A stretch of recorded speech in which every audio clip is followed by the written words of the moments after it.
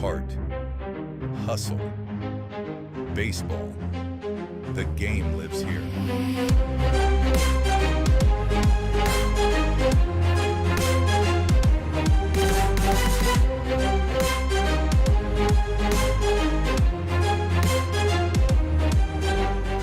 This is Pioneer League. Watch on Home Team Network. Good evening, ladies and gentlemen, and welcome to Boise, Idaho for Game 5 of a 6-game series between the Glacier Range Riders and the Boise Hawks. Range Riders and the Hawks played a doubleheader yesterday, and they were just about as thin as possible in how the games were separated. The Glacier Range Riders coming up just one run short in each of the contests. We will do battle once more between the Hawks and the Range Riders. My name's Scott Gladstone. I'll be your host for the evening as we take a quick break and come back with the starting lineups. We'll be right back. Glacier Bank Park is just so beautiful. The absolutely stunning views, the facility that we have, we're just very fortunate. This is a place where people can gather throughout the community. The location of the park itself is centrally located within the valley, and as such it keeps everybody coming from all the different municipalities throughout the valley, and really it's just a hub for the community to meet. My favorite thing about coming to the ball field is seeing old friends, seeing the beautiful complex, and the staff, how friendly they are. They greet us with friendliness, and the seats are awesome. We also get to connect with folks as far away as Boston that are here on vacation that actually want to come to a ballpark because I talk them into it because that's how special it is. So we come to socialize. We love our group and we just have a really good time. Of course, we like watching the game too. And we like to win.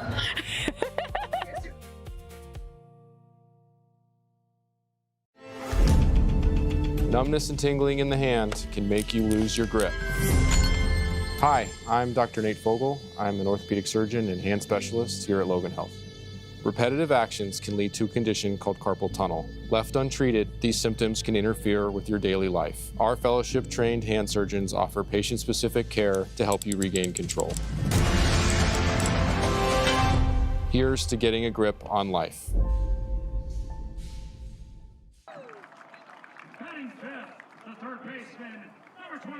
Welcome back in. Let's go over the starting lineups real quick. First, for your Glacier Range Riders, it's Ashworth, Ratfield, and Millen to lead off the lineup. Radenberg, Garner, and Hornung bat in the middle three, while Cap, Steele, and Beard are the bottom part of the lineup. Aiden Elfring is the starting pitcher for your Glacier Range Riders today. On the other side, Jack Cohn leads it off. Jackson bats second. Bagora third. Rocio, Haas, and Meyer are the middle three, while Underwood, Neves, and Sisto round out the starting nine. Daniel Sullivan gets the start on the bump for the Boise Hawks. We will take one more quick break, and when we return, it'll be time for first pitch from Memorial Stadium. Don't touch that dial. We'll be right back.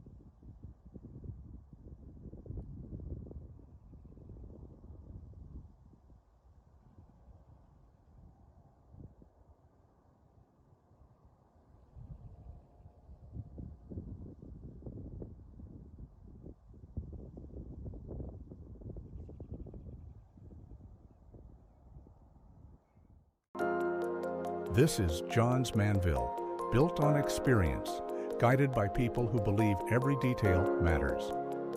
We manufacture commercial roofing systems with purpose, combining performance, protection, and long-term reliability. From the science behind our products to the trust earned on every job, we focus on what lasts and what comes next. Steady leadership, proven performance. Johns Manville Commercial Roofing Systems.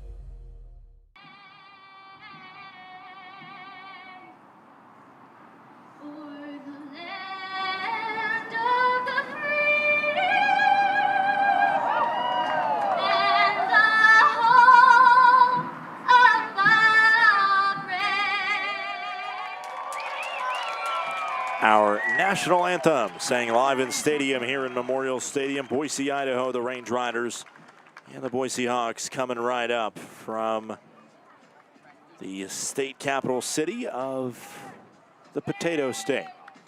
Starting pitcher again is Daniel Sullivan on the bump for the Boise Hawks. Sullivan played most recently with the New Jersey Jackals of the Frontier League. And this is the defense behind him and how they look. It'll be Sisto catching the balls and strikes. Over at third base, it'll be Haas, his debut for the Hawks. Jackson at short, Underwood at second, Ruscio at first. The outfield from left to right is Neves, Meyer, and Cone. Again, Daniel Sullivan, a.k.a. Dan Sullivan.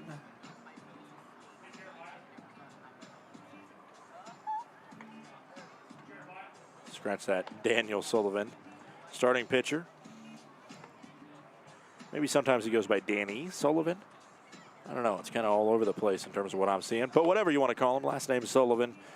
He is 0-1 with a 12.96 ERA this year. This will be his third start as he tries to get it back on track. With New Jersey 2 years ago, he had a 9.19 ERA. 15 2/3 innings pitched.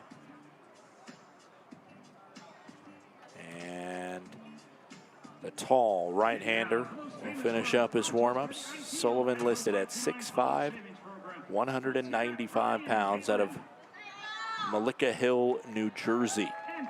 Mullica Hill, New Jersey, a town in New Jersey.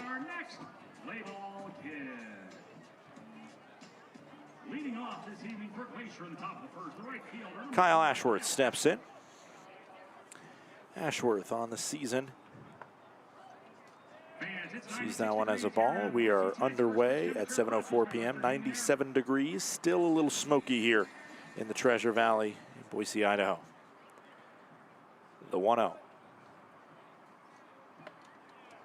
Called the ball. It's 2-0. Ashworth batting .357 on the season. On base percentage still sky high at .540. That one's in the zone. It is 2-1. Sullivan certainly some struggles hitting the strike zone. He's walked about a batter per inning in less than 8 full innings of work.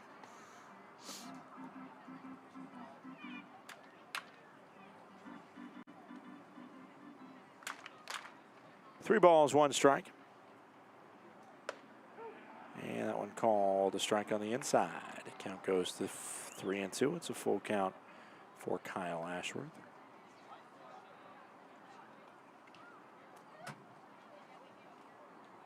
The payoff pitch coming home.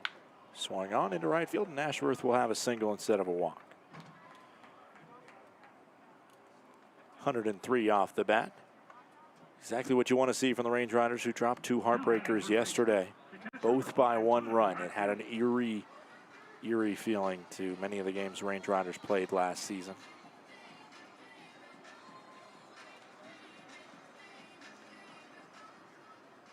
Up comes Donovan Ratfield. Ratfield batting .372 this year and sees a strike, and the count goes to 0-1. Only playing 9 today rather than the 14 we had yesterday. Technically only 13 were played since we missed the bottom of each 7th inning. There's a called strike, and it's 0-2.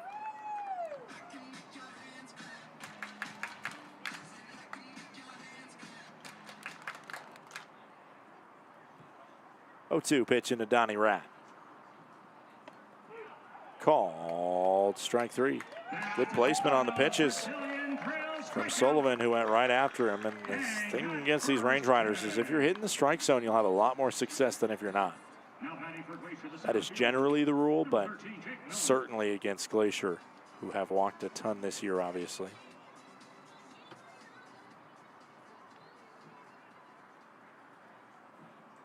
First pitch outside.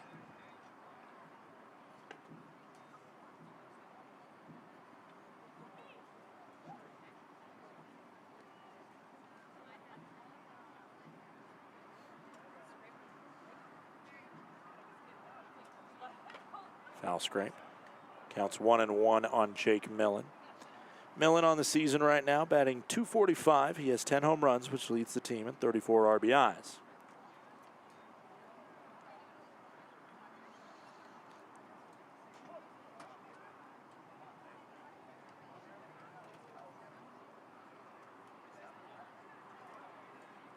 Swing and a miss. Count goes to 1-2.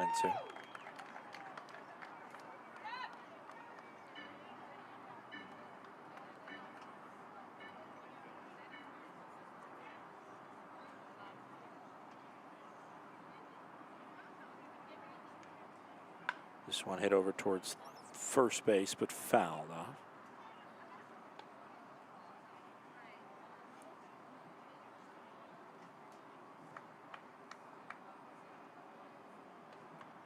One ball, two strikes, one out. Daniel Sullivan into Jake Millen.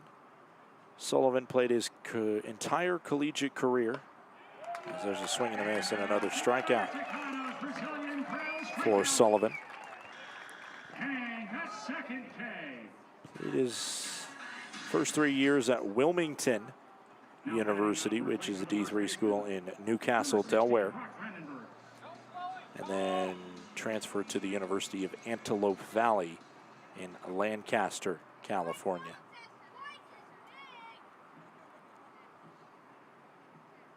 Antelope Valley, an NAIA school. Sullivan lofts one over to first to check on Kyle Ashworth. This is Brock Vredenberg at the plate. He's batting .306, 6 home runs, 28 RBIs. He's had kind of a slow series here in Boise, looking to get back on track. Hesitated the bat, but it didn't matter. Home plate umpire thought it was in the zone, and the count goes to 0-1.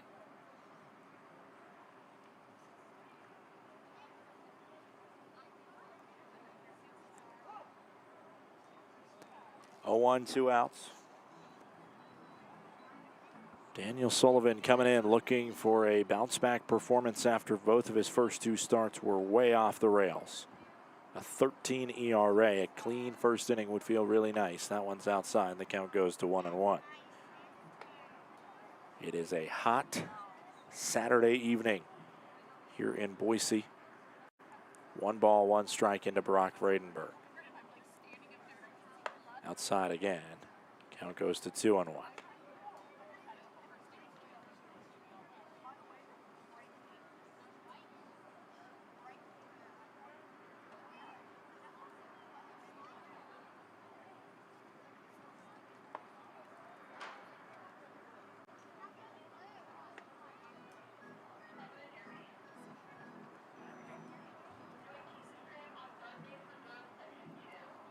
3 balls and 1 strike now after another one misses the zone. Swing and a miss. The count goes full at 3-2.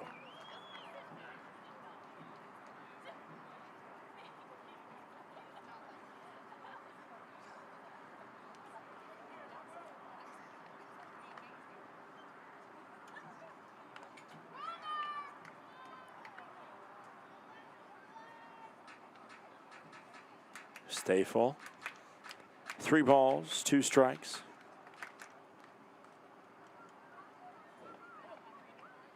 Two outs with the runner on first and Ashworth. He will run on the pitch.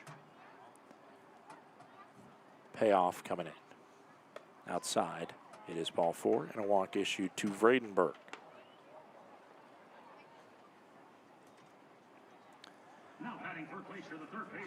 Up comes Carson Garner now. Garner actually is the team leader in total bases this year for the Glacier Range Riders. He has 1 more than Donovan Ratfield. 106 bases for Garner compared to Ratfield's 105. First pitch to Garner, misses, and the count goes to 1-0. Garner on base percentage right at .420.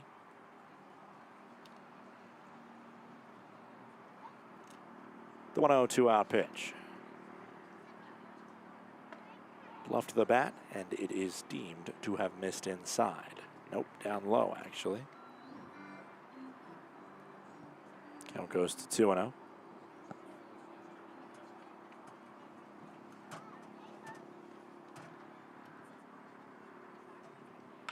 This one towards right field. It will be down for a base knock. A green light to send the runner home. The sellout toss to the plate, not in time. Ashworth gets in there standing. It's a 2-out RBI single by the Range Rider third baseman Carson Garner. Cone over there and right rather than O'Hara, who's usually been out there. I don't think it mattered very much. If that throw was on target, had a little bit more mustard on it, it probably would have been good enough to get out the runner, because that ball got out of there in a hurry. 100 off the bat. It one-hopped to Cone. And now Carson Hornung steps up. He's 3 for 3 in game 1 of the doubleheader yesterday. And he sees a pitch that hits the outside of the zone. That's a tough call to go against him. Count goes to 0-1.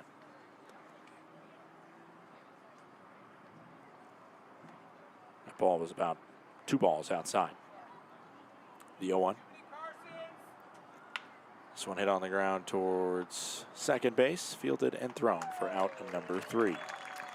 We head to the bottom of the first inning. Range Riders get a 1-0 lead thanks to a Garner RBI single. We'll be right back.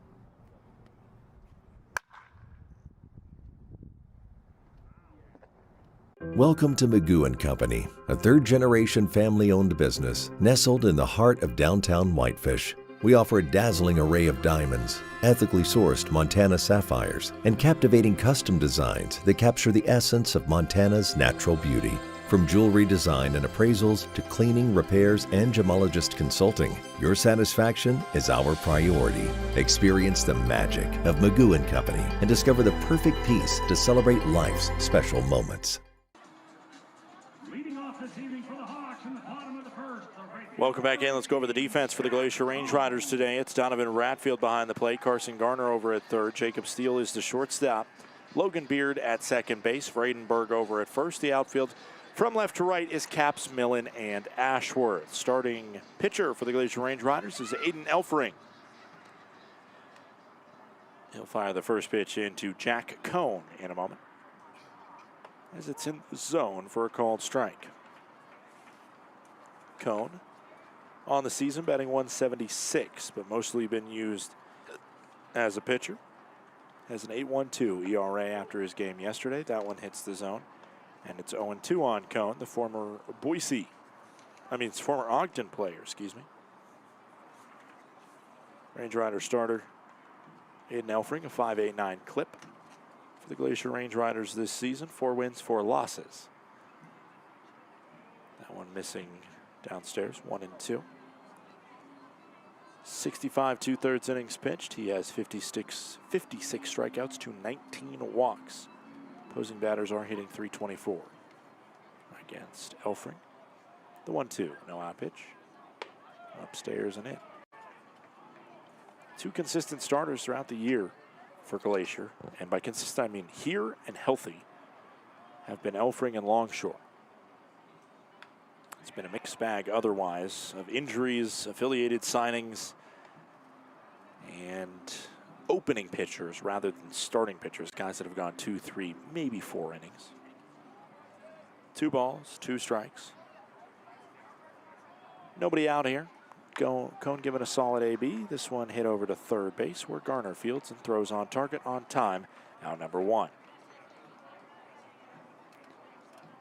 Range Riders with a 1-0 lead here. RBI single by Garner in the top of the first inning.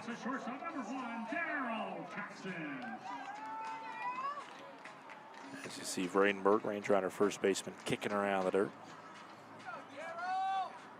Daryl Jackson steps up. He's had a great defensive glove. He also got good speed, ability to be able to get on base a fair amount.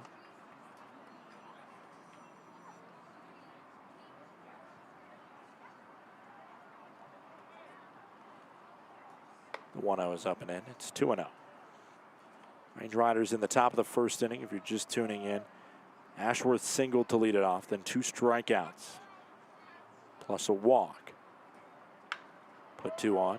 This one's going to be a base knock into center field. Jackson, an aggressive turn, and the Range Riders nearly muffed that one. Jackson would have had second if he would have gone for it. Instead, it's a single.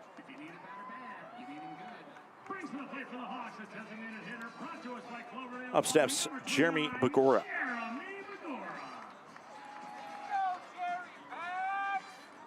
Begora out of Cartersville, Georgia. Steps in there with a .330 batting average. Hit his 6th home run of the season yesterday. This one hit towards Logan Beard, who makes a close enough throw to first. Vredenberg needed a stretch, but that was really good skill to get that toe back down after he stretched to receive the ball from Beard. And now the speed of Daryl Jackson is at second base for Ryan Russillo.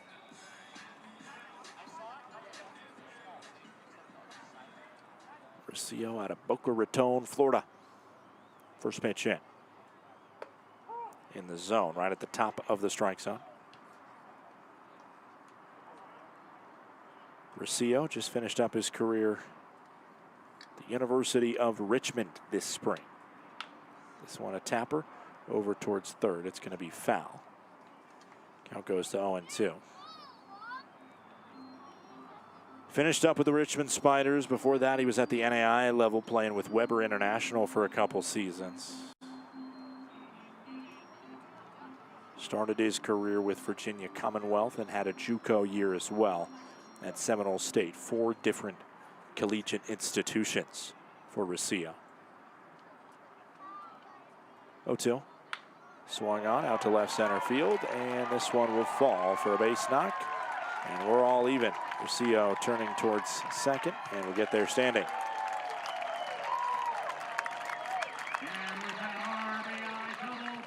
It's an RBI double, and it's 1-1 here in Boise. Russillo hits his 16th RBI since joining the team. Batting average at .418 and going up after that one. Only hit .244 for Richmond this spring, but clearly head coach Sean Persky saw something special, and it has worked out through 16 games. And now it's Matthias Haas making his first appearance. Somebody who else has had a lot of different stops at good schools. Man, this is a guy who clearly has prioritized his education just as much as his baseball career. Listen to this roster of schools that he's attended as this one's fouled off. He started his career at Brown, okay, an Ivy League institution. Transferred to Cal Poly, which is a very good school down there in San Luis Obispo. And finished up at Tulane, which you might know because they have good athletics, but it's also a very, very good school. That's where he played his final 3 years. Professional debut, first professional at-bat. As he hits it over to first, Vredenberg gobbles it up, and he will tap the bag for out number 3. So Haas and his .298 batting average at Tulane will not start 1-for-1. The scoreline, however, is 1-1 as we head to the second.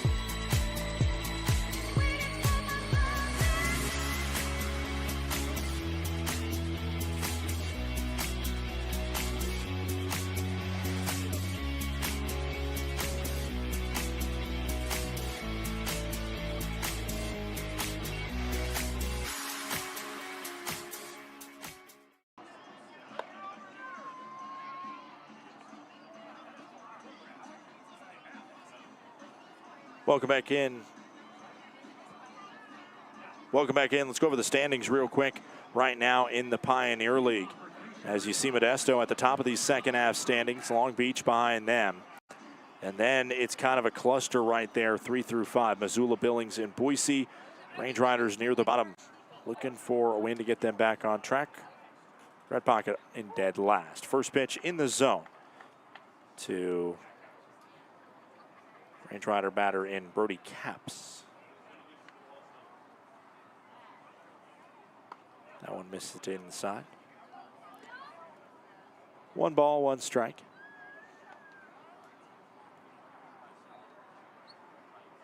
Nobody out here. Daniel Sullivan with a 13 ERA, allowing 1 run in the first inning. I think that's maybe the best explanation of how it's gone for him thus far, is that he has an ERA that went down after allowing a run in the first inning. This one swung on, slowly hit towards the shortstop in Jackson for out number 1.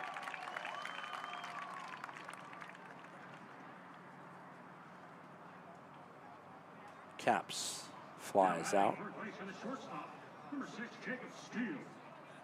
The pitch wasn't necessarily a good one to swing at, although it has been called a strike. It did get called a strike against Carson Hornan.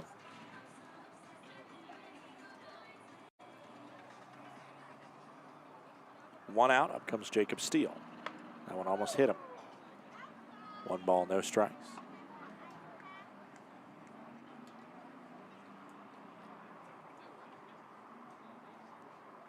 Daniel Sullivan flips away the ball. I'll tell you what. You know what I think is the next? There's a called strike. I think the next time wasting management, whatever solution for baseball is. As the 1-1 pitch misses and it's 2-1. To me, it's pitchers flipping away baseballs. It's just like, it's beyond. As this one's tapped over towards third. It's beyond egregious at times. Like, sometimes it's very legitimate, and I think it maybe should turn into something that's treated like a pickoff or something. You can only do it a couple times per at-bat. That's a lot to put on the umpires, but heck, ABS is coming in more and more, so that's a lot taken off their plate. 2-2. Swung on out towards center field. Base knock by Jacob Steele. We're going to try and keep track of that over the course of the game and see how often it would come up. If you only get 1 new ball per at-bat, you only get 1 request for a new ball per at-bat.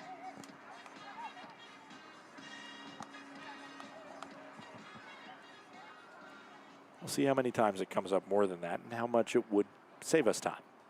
As that one almost hits Logan Beard. And the count goes to 1-0. And also, how many times is it a situation like that where it literally just wasn't touched? As the count goes to 2-0.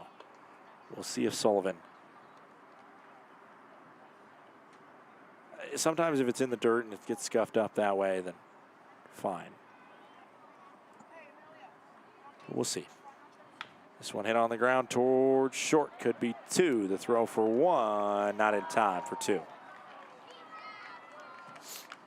Fielder's choice there. 6-4 in your scorebook for out number 2.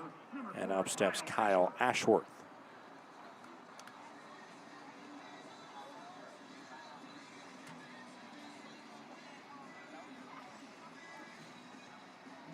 And also in my imaginary rule book, it would not count if you did it at the beginning of that bat, because I'm pretty sure Sullivan just flipped that one away. That doesn't count. First pitch over the zone. To Ashworth, 1 for 1 with a single and a run scored.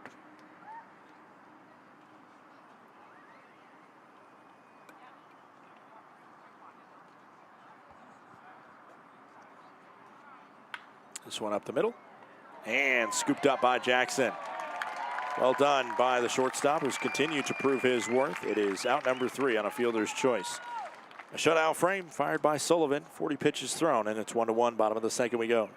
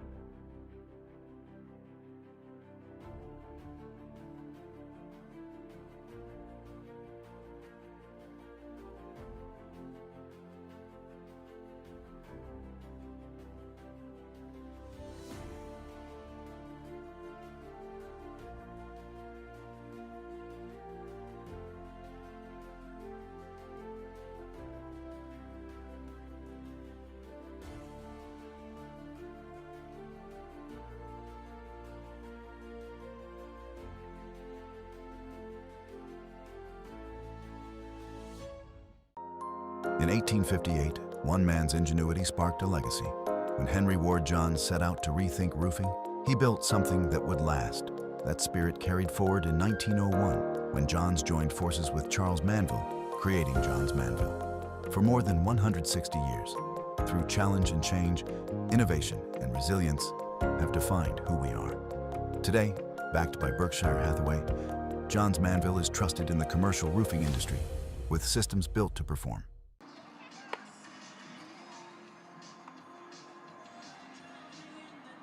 Welcome back in. It is the bottom of the second inning. Glacier Range Riders with a 1-1 scoreline, all even with the Boise Hawks. Logan Meyer, Ethan Underwood, and Avery Neves due up here.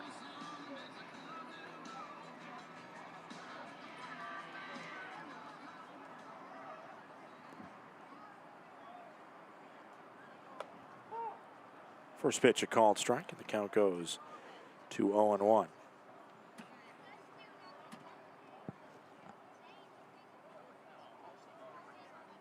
Oh, 1 no outs. Ball low and away. 1 ball, 1 strike. Bottom of the second inning here. Logan Meyer, the man at the plate, batting .349, the Montana native. Slashed foul. Look out up in the bleachers there, and I think he broke his bat. Walk of shame to go grab a new one.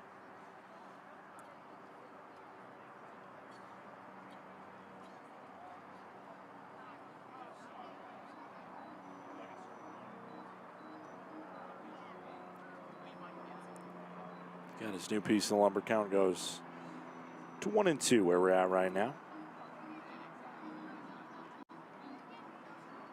Just checking on some scores. Of course, some teams go early on Saturdays, so we got some developments already happening around the league. Red Pocket at Oakland. They're looking for their second win of the second half. Red Pocket, and they're tied 7-7 in the top of the 6th. Missoula leads at Great Falls 10-3. They are a threat to go on a run in the second half. They've already started very solid.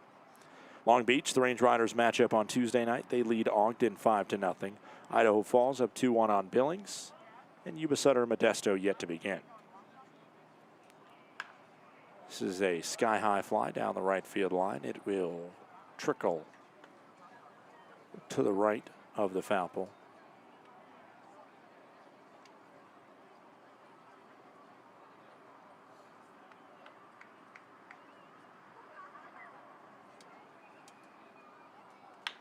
This one hit deep in the hole over in the left side and through. A base knock to lead off the inning by Logan Meyer. Logan with that lead off, a 5-6 single. Brings to the plate for the Hawks in the 7th element, heating going 7th spot. The second base, number 14, Ethan Underwood.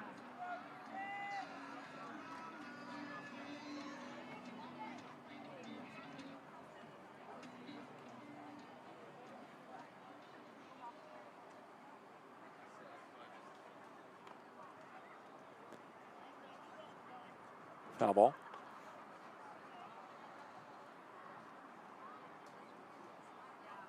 Count goes to 0-1.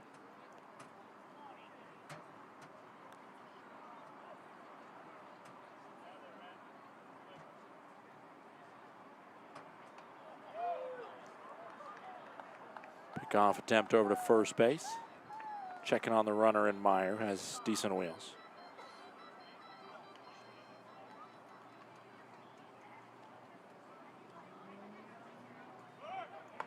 Swing and a miss. Bobbled by Ratfield, so it'll go down as a stolen base.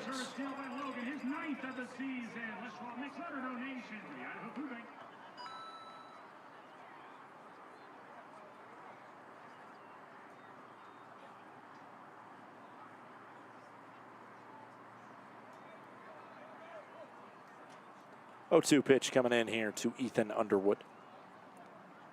Swing and a foul scrape, just got a piece of it. If Rat would have sold like he caught that one clean off the scrape, I probably would have believed him there. No reason not to. Ratfield's an honest guy. 0-2. Drops in the dirt. It's 1 ball, 2 strikes.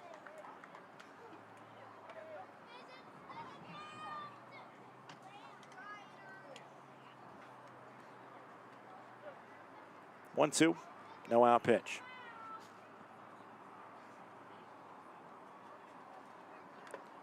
Foul scraped again. Ratfield asked for a new ball. He finished out the game on Game 2 yesterday. He played the entirety of Game 1. Donovan Ratfield did behind the plate. Had to come in because Lutzow was pinch hit for by, I believe, Carson Hornung. As this is a fair ball down the right field line. Heading to second goes Ethan Underwood, and an RBI double for the 2nd inning in a row by the Boise Hawks. That one hit well at 104 down that right field line. 2-1 Boise with the lead.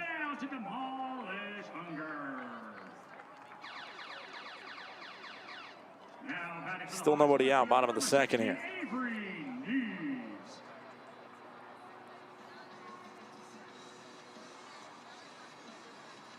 .97 degrees on this steamy Saturday.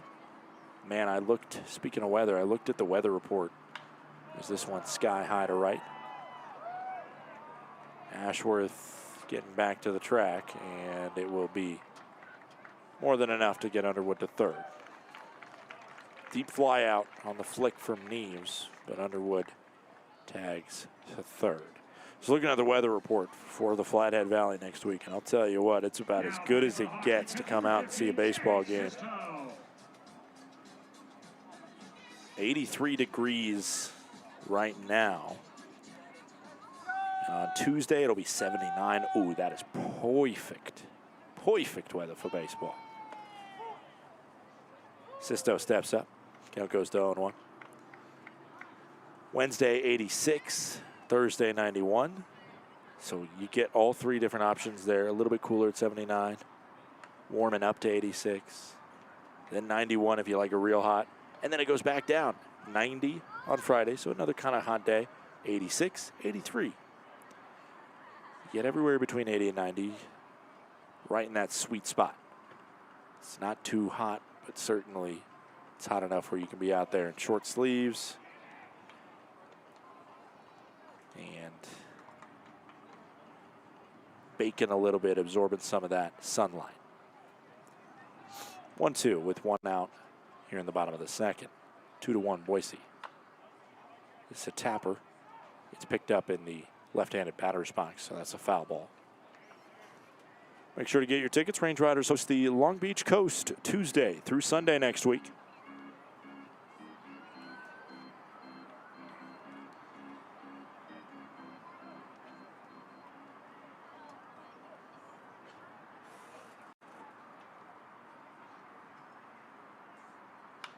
This one, sky high fly. Foul ball out of play.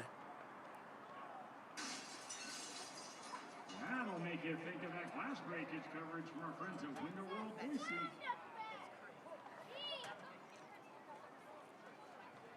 One ball, 2 strikes, 1 out once again into Jacob Sisto from Aiden Elfrey. And it hit him.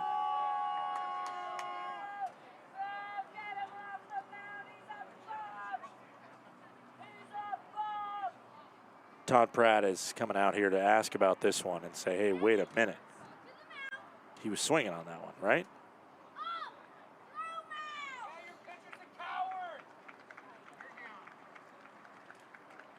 Seems like he's okay, Sisto. Certainly feeling it a little bit.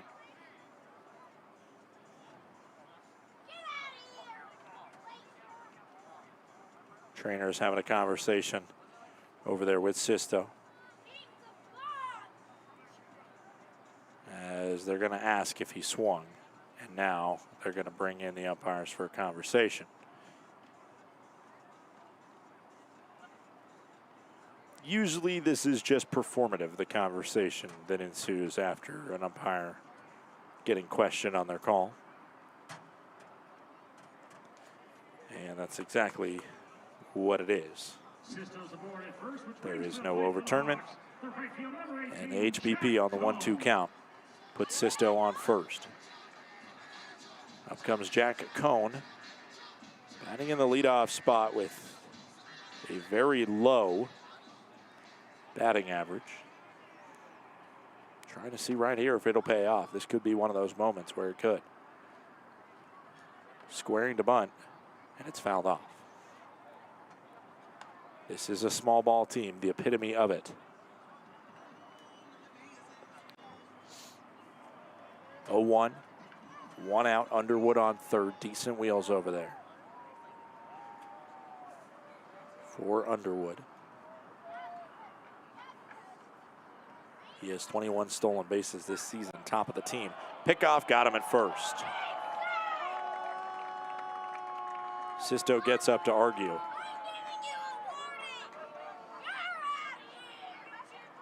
Bottom line is you cannot get caught in that scenario. That is just a brutal time to get caught over a first. Great pickoff from Elfring to Vredenberg. Called strike. Count goes to 0-2 on Cone. And now that bunt situation won't work at all either with that pickoff, because now there's 2 outs and no opportunity for a sacrifice. The 0-2, 2-out pitch coming in.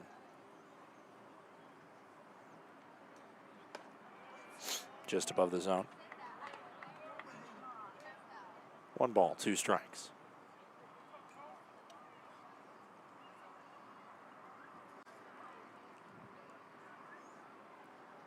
The 1-2, 2-out pitch, bottom of the second.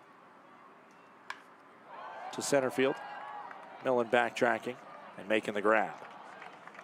A little bit of controversy back and forth as a questionable hit by pitch sends a runner to first. Ball ends up not lying, and the pickoff attempt is successful.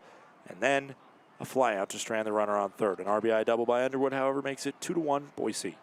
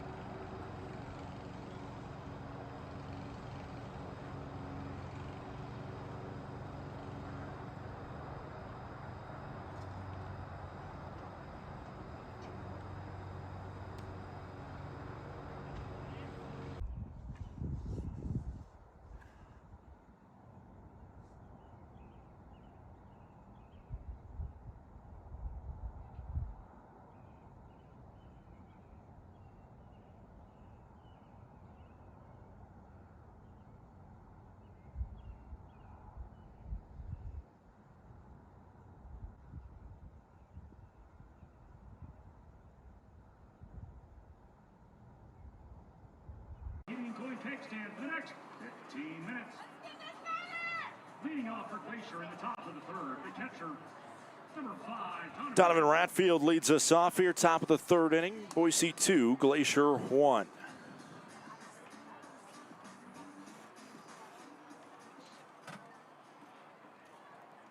Daniel Sullivan, 40 pitches thrown.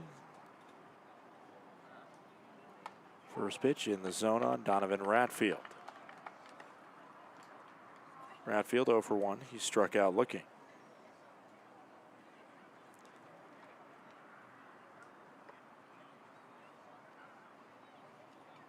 One ball, one strike.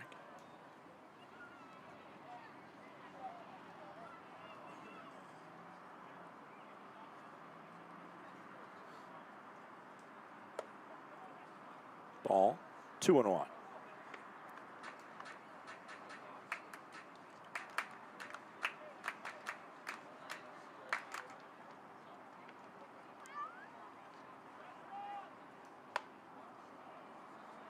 And now 3-1. Hitters count for Donnie Rat.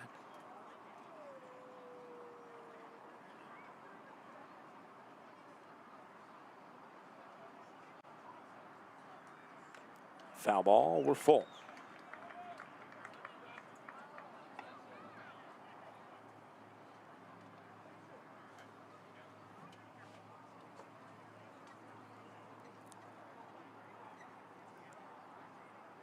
Three-two pitch.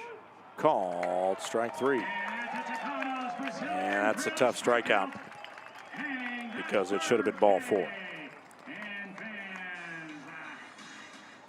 16-ounce Coors Banquet beers now available for $3 at Liney's Lodge. How important does a call like that turn out?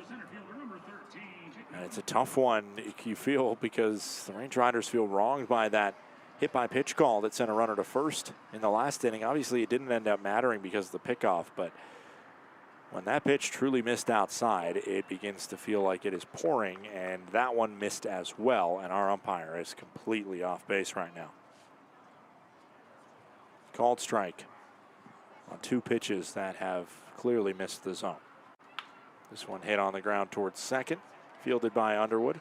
Throw to first is there for round number 2. 2 outs, top of the third inning. As Daniel Sullivan slowly beginning to shed a little bit more of that 13 ERA that he came into this contest with. Vredenberg with 2 outs and nobody on up at the plate. In the zone, right down the middle. Count goes to 0-1.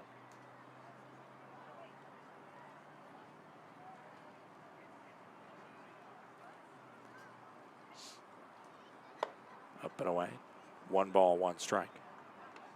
Range Riders trailing 2-1 here, top of the third inning. The 1-1 pitch. Swing and a miss as Vredenberg was out in front of that. Vredenberg worked a walk in his first plate appearance versus Sullivan. 6'6" first baseman versus the 6'5" pitcher. The 1-2 pitch. Outside. Outside of the zone has been given, not that much.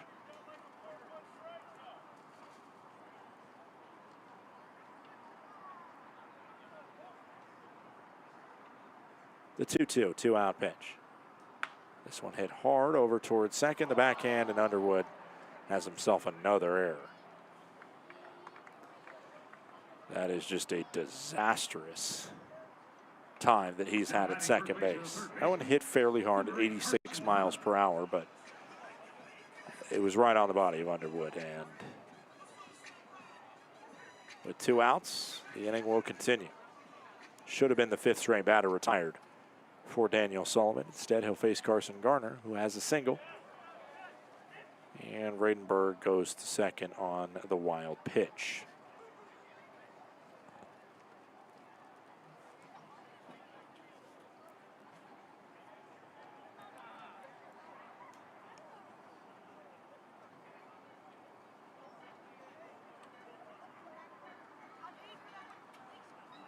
1-0 2-out pitch. With Garner, another opportunity to bring a run home as Vradenberg stealing third. The throw in is not in time. They're saying he was blocking the bag, I believe. Sean Persky's going to come out and have a conversation about it.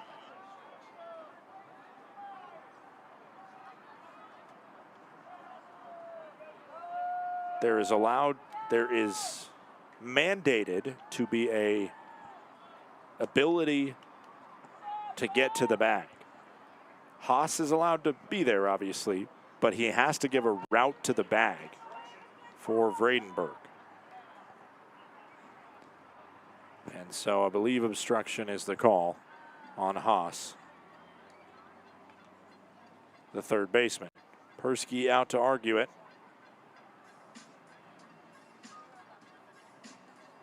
Letting his voice be heard. There was a frustrating call for him and the Hawks over at first base on a pickoff attempt. It was not this umpire that made the pickoff call. As Persky, a little kick of the chalk on the first base foul line. Risky steal there, turns out well for Vradenberg.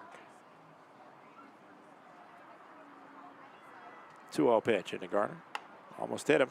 It's 3-0.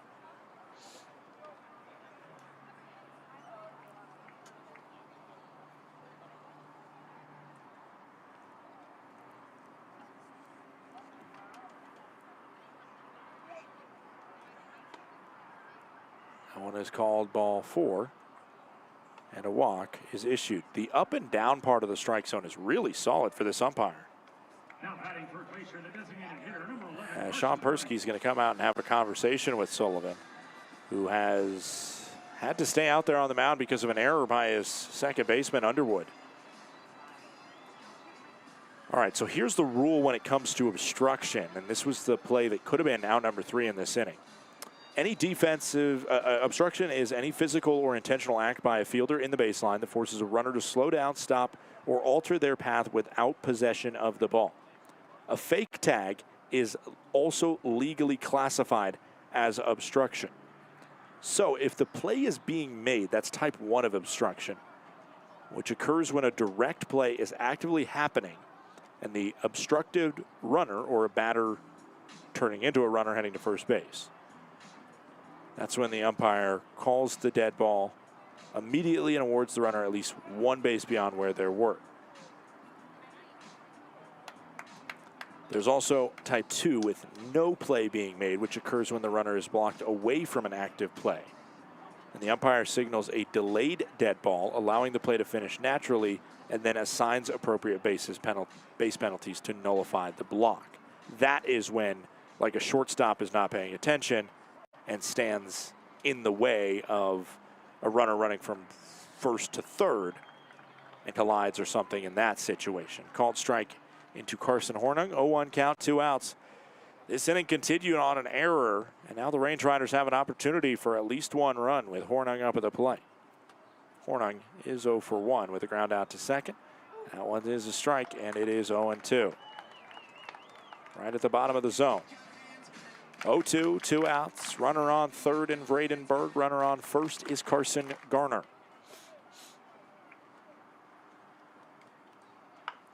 Tapped back to Daniel Sullivan, and he will walk it to first before the underhand flip for out number 3. We head to the bottom of the third. Boise 2, Glacier 1.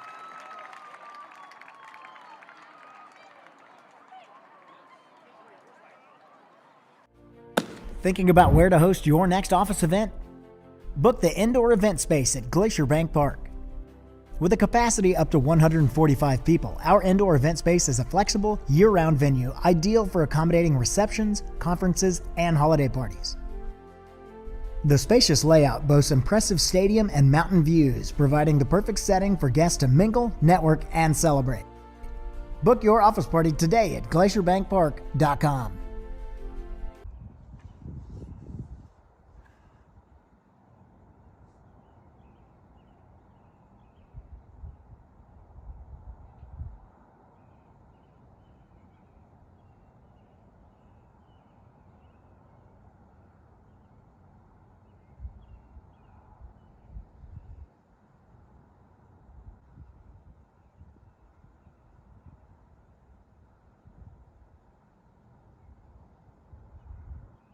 innovation has always been at the core of Johns Manville. From advanced testing labs to real-world job sites, we rethink what roofing can deliver. Through science, precision engineering, and decades of real-world experience, we engineer commercial roofing systems that deliver lasting performance. At Johns Manville, innovation means listening, learning, and building solutions that meet today's needs while preparing for what's next. This is progress with purpose. Third, the shortstop, number 1, Daryl Jackson.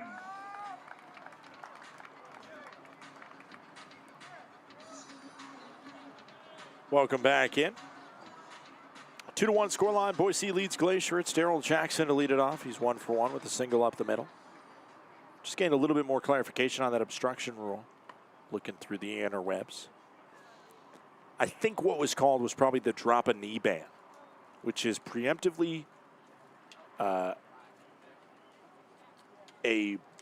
fielder putting a knee or a leg down in front of the base before the ball arrives. Once the ball arrives, you can do that. But I think he was doing it while the ball was coming in. And I think that is what got him there. The 1-1 called a strike right on the inner cut of the zone. Our umpire's strike zone is not correct when it comes to left and right. This one on the end of it, shallow center field. Logan Beard backing up to make the play.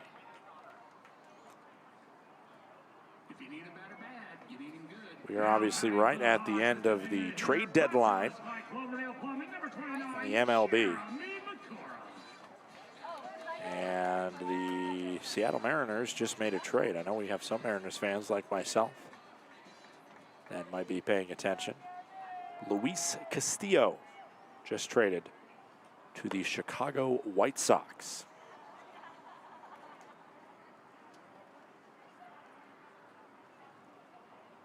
Monday, August 3rd, 6 p.m. Eastern Time, 4 p.m. Mountain, is the official trade deadline. That one's a strike, 1-1 on Jeremy Begora. Obviously, Tarek Skubal is a major name right now, as we will see how that shakes out. 1 ball, 2 strikes, 1 out. Bottom of the 3rd inning. 2-1 Boise leads.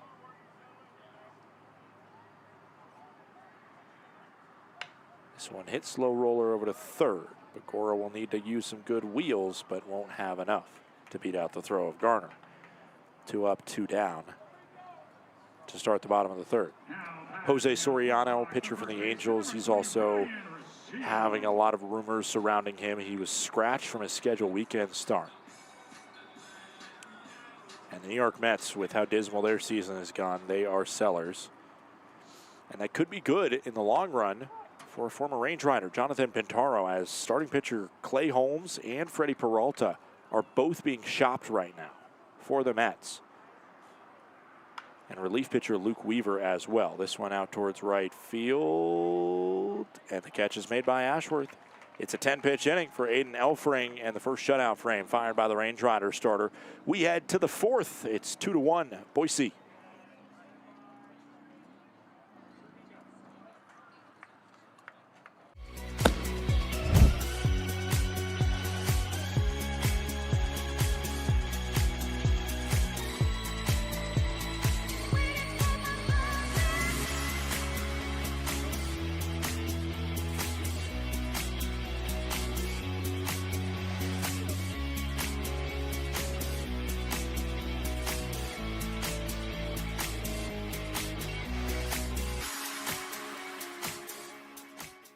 Welcome to Magoo & Company, a third-generation family-owned business nestled in the heart of downtown Whitefish. We offer a dazzling array of diamonds, ethically sourced Montana sapphires, and captivating custom designs that capture the essence of Montana's natural beauty. From jewelry design and appraisals to cleaning, repairs, and gemologist consulting, your satisfaction is our priority. Experience the magic of Magoo & Company and discover the perfect piece to celebrate life's special moments. When injuries occur, it can feel like your goals are out of reach. I'm Dr. Karen Purser, an orthopedic surgeon and sports medicine specialist at Logan Health. If you injure a joint, muscle, or bone, our orthopedics and sports medicine specialists are here to help. Our highly specialized surgeons, clinicians, and physical therapists offer innovative treatments and the latest minimally invasive procedures to help you recover and return to activity faster and stronger so that you can reach your goal. Leading off for Glacier in the top of the fourth. Left fielder number 9, Brody Caps. Brody Caps steps up to lead us off here. 7, 8, and 9 for the Range Riders. Caps, Steele, and Beard in this top of the fourth inning. Range Riders trailing by a score of 2-1. They're up against a pitcher in Daniel Sullivan, though, who has struggled. So if they can find a couple moments against him, that would certainly lead to good things, as this one's hit hard, but right at Haas. The ground out. 91 off the bat. And there's one gone on one pitch from Daniel Sullivan. Talking trade deadline in the MLB.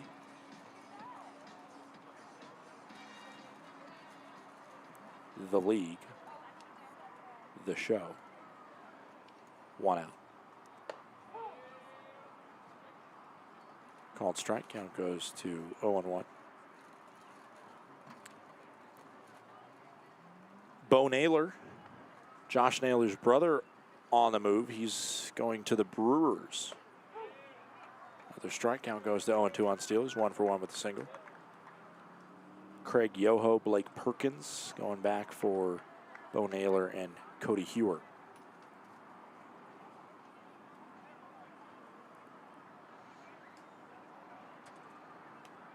Logan O'Hoppe, he's going to the Rangers, as well as Chase Silseth. Foul scrape.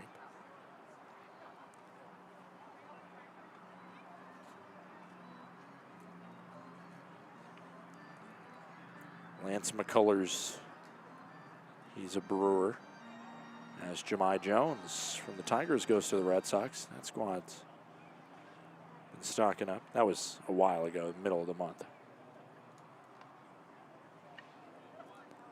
This one hit right side and through for another base knock by Steele. He's 2 for 2. Hit it harder than it actually looked off the bat there, 100 miles per hour into right field.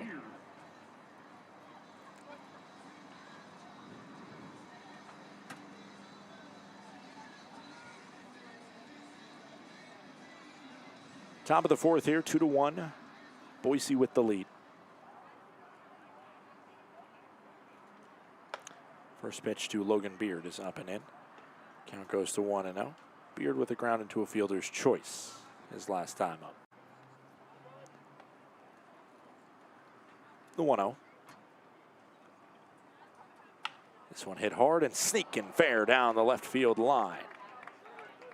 Steele will hustle into third, and the throw will come in to second base. Well hit single for the Range Rider second baseman. Continues a great week that Beard has had in Billings, or in Boise. Sorry, the wrong B. Pioneer League City. Up comes Kyle Ashworth. Runners on the corners, 1 out. This has got to be a situation if you're the Range Riders to score a run on. Best batter at the plate, at least in terms of avoiding getting out. And a runner on third. He's a very good contact hitter as well, with not a lot of punch outs this year. That's a ball outside. The count goes to 1-0. Ashworth, just 30 strikeouts in nearly 250 plate appearances. The 1-0. That one right down the middle at 88 miles per hour from Sullivan. Next pitch will be the 70th from the Boise Hawks starter.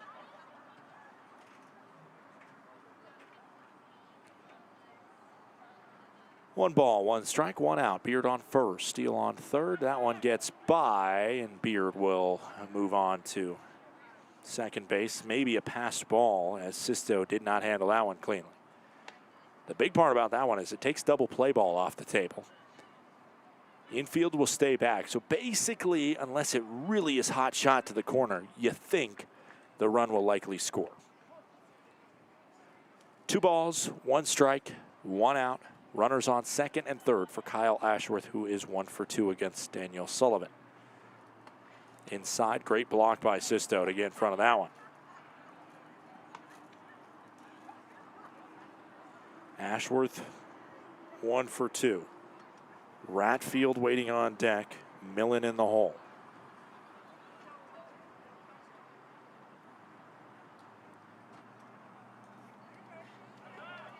That one gets by again. It's ball 4 and a walk and a wild pitch as well to score the runner in Steele. Steele scores on a wild pitch. We're all square, and Ratfield has a carbon copy of the situation that Ashworth inherited, as Ashworth just continues to extend his lead on the most walks in a single season in franchise history. He is up to 74 walks this season.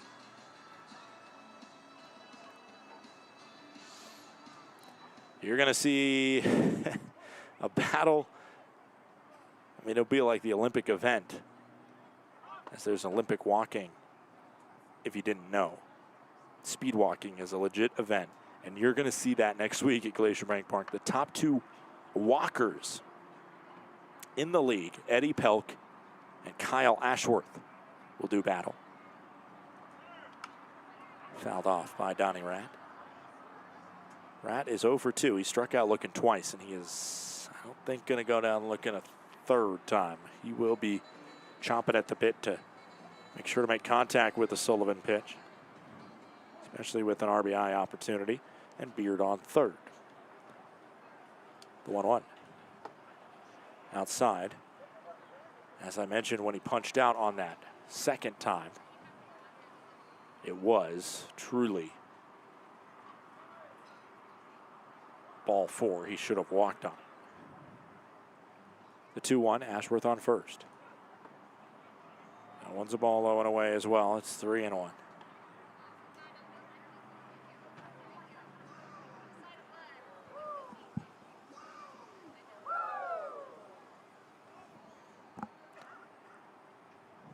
Three-1 pitch. Swung on. Sky-high fly to center field. Backing up. And the catch is made by Meyer. A sacrifice fly will get an RBI for Donovan Ratfield. Range Riders now lead 3-2. Now batting for place for the center fielder, number 13, Jake Millen. Jake Millen now stepping in.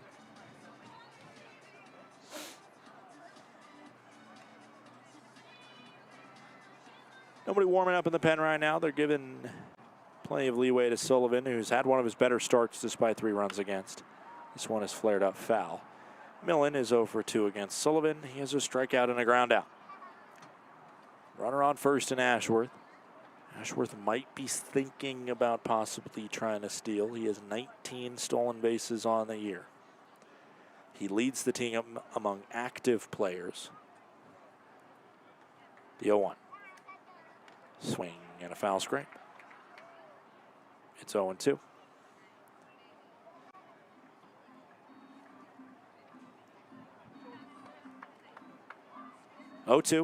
Two outs, top of the 4th inning. Millen steps back into the left-handed batter's box, the switch hitter from the state of Pennsylvania. Batting lefty against the righty in Daniel Sullivan. The 80th pitch thrown by Sullivan today, with Ashworth on first and a 3-2 Range Rider lead. Swing and a miss. Millen punched out, and we head to the bottom of the 4th. Range Riders get 2, and they lead by 1.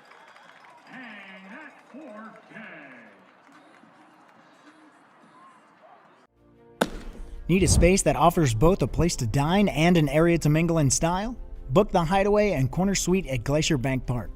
You and up to 50 guests will enjoy full catering services in the Hideaway, and incredible mountain views and comfortable furnishings in the luxury Corner Suite. This versatile combination offers a space to dine and a place to relax, creating the perfect arrangement for guests looking to mingle, network, and celebrate. Book your office party today at glacierbankpark.com.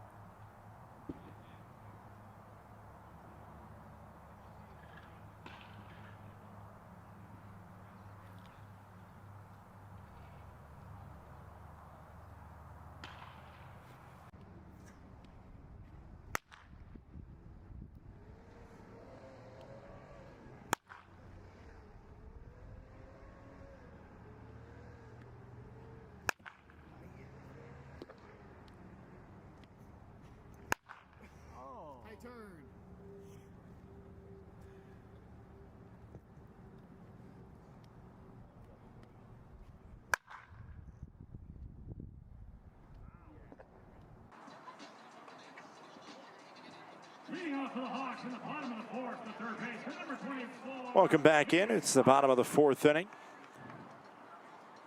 Aiden Elfring about to fire his 50th pitch into Matthias Haas. Haas, his second professional AB. Step in here. Nobody on. And the first pitch is grounded over to second base where Logan Beard fields and throws to first, out number one, very quickly. Elfring gets it right back. He's getting into a little bit of a groove now, Aiden Elfring. One out, bottom of the fourth inning. Logan Meyer steps up, 1 for 1 with a single through into left field.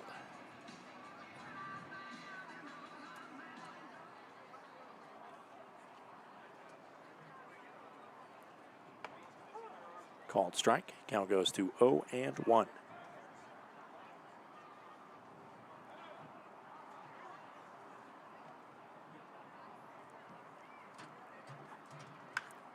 Sky high fly over to right field. Still on the grass, but right at the fringe of the warning track. Catch is made by Kyle Ashworth, and there is 2 gone on the deep fly out by Logan Meyer. On just 3 pitches, Underwood, if I were him, I would be on a take all the way right now to at least try and drive up the pitch count for the Range Rider starter and Aiden Elfring.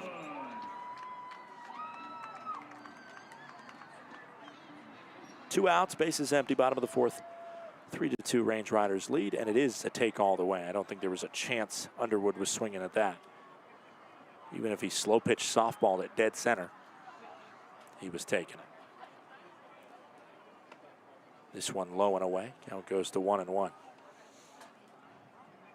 Range Riders will play a finale tomorrow versus the Boise Hawks. 1:05 p.m. Mountain Time here at Memorial Stadium. The 1-1. In the zone, 1-2. Underwood is 1 for 1 with a double down the right field line.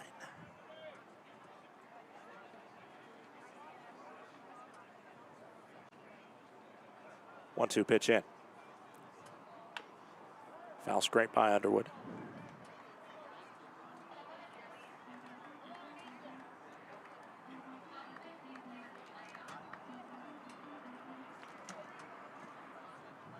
One ball, 2 strikes. 2 outs yet again to Ethan Underwood from the Minnesota native in Aiden Elfring. Fought off foul. That one off the inner part. Just off the fists from Underwood. Underwood has shown defensive liability, but man, his bat is no doubt one of the better options for Boise, batting over .320 this year. Bluffed, it goes to the backstop, and it will be a swing and a miss, strikeout, but the inning will continue as he reaches on the wild pitch. Drop third strike.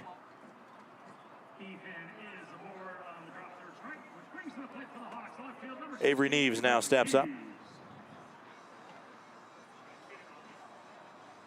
Elfring gets the punchy, but the great thing for him would have been to get out of that inning with just 9 pitches thrown instead. Underwood now on first with good speed as that one hits the zone, and it's 0-1. Avery Neves at the plate. He is 0 for 1. He has a fly out to right.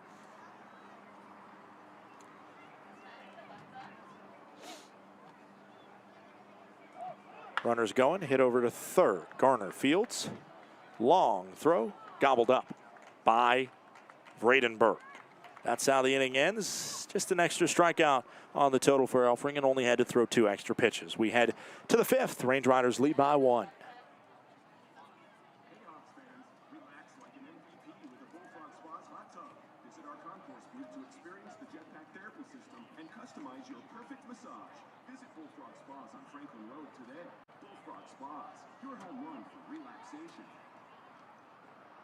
And fans, if you purchase an ice cream helmet from the Cascade Glacier Cone Zone tonight, be sure to look out to see if you've got one of the lucky helmets with a Lookout Credit Union sticker. Those lucky winners can take those helmets to guest services to claim their prize. And fans, be sure to join us on Saturday, August 15th to receive a set of our 2026 player cards. All thanks to Takano's Brazilian Grill. The first 1,000 fans through the gates will take a set home. You can get those tickets now at BoiseHawks.com or visit the Clara box office.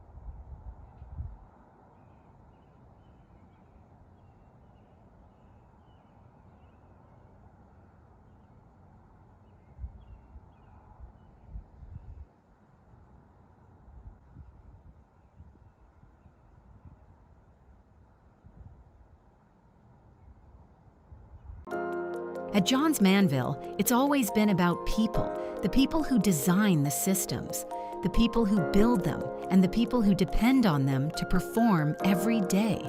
That's why we approach commercial roofing with care, collaboration, and respect for what's at stake. Because every roof protects more than a building. It protects people, livelihoods, and peace of mind. That's the responsibility we stand behind. Johns Manville Commercial Roofing Systems. No strikes. 2-0 coming into Vredenberg.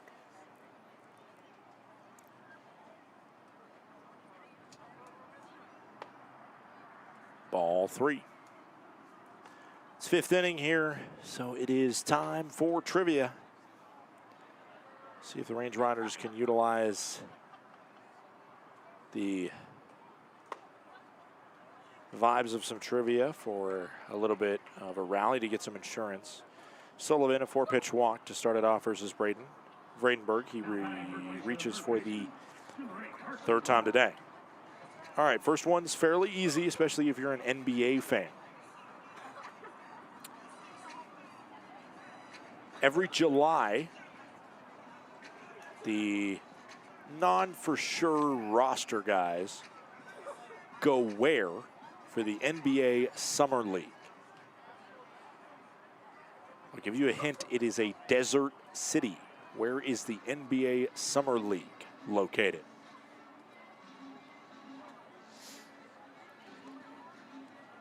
Conversation finished up with a brief chat between Sisto and Sullivan. I'm guessing that was more of a time-buying maneuver than anything, because if this gets hairy, they don't want Sullivan lasting out there much longer. He's on 84 pitches. This has by far been his best start of the year, but in his 3rd start, you do not want things to go south and leave everybody with a stained look. Carson Garner steps up. The answer for the NBA Summer League location is of course Las Vegas, Nevada.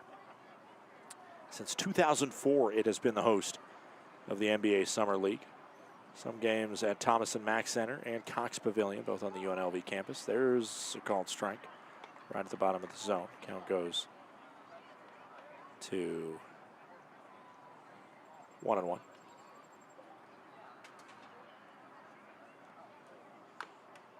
This one hit foul off the foot. I think that caught both catcher and Garner there. Dual fatality. All right, what about this one? In 2022, there was an NFL team superfan who was arrested for stealing over $800,000 in 11 different bank robberies. Who was that superfan, and what team was he a fan of? 1 ball, 2 strikes, nobody out. I think there was a 30 for 30 made about it. As this one fouled back by Garner. Counts 1 ball, 2 strikes, nobody out, top of the 5th inning. NFL team superfan that was a bank robber. He stole over $800,000 in 11 different robberies. Who was that bank robber? And who was he a fan of? If you know his name, as this one makes the count 2-2. If you know his name, his nickname, you can actually, if you actually know his actual name, all credit to you. I did not know that one. 2 balls, 2 strikes. Inside, it is 3-2. It is the superfan known as Chief Saholic. He had a wolf costume that he wore a bunch. And if that wasn't obvious, he was a Kansas City Chiefs fan. 3 balls and 2 strikes. Runners going. This one buffed towards second. Oh, no. It's a double play.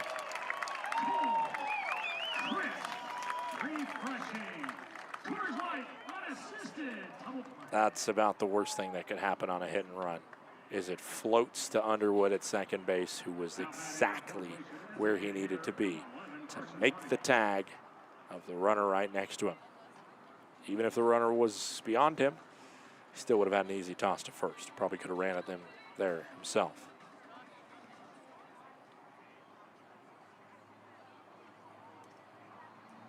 Well, that did not go according to plan.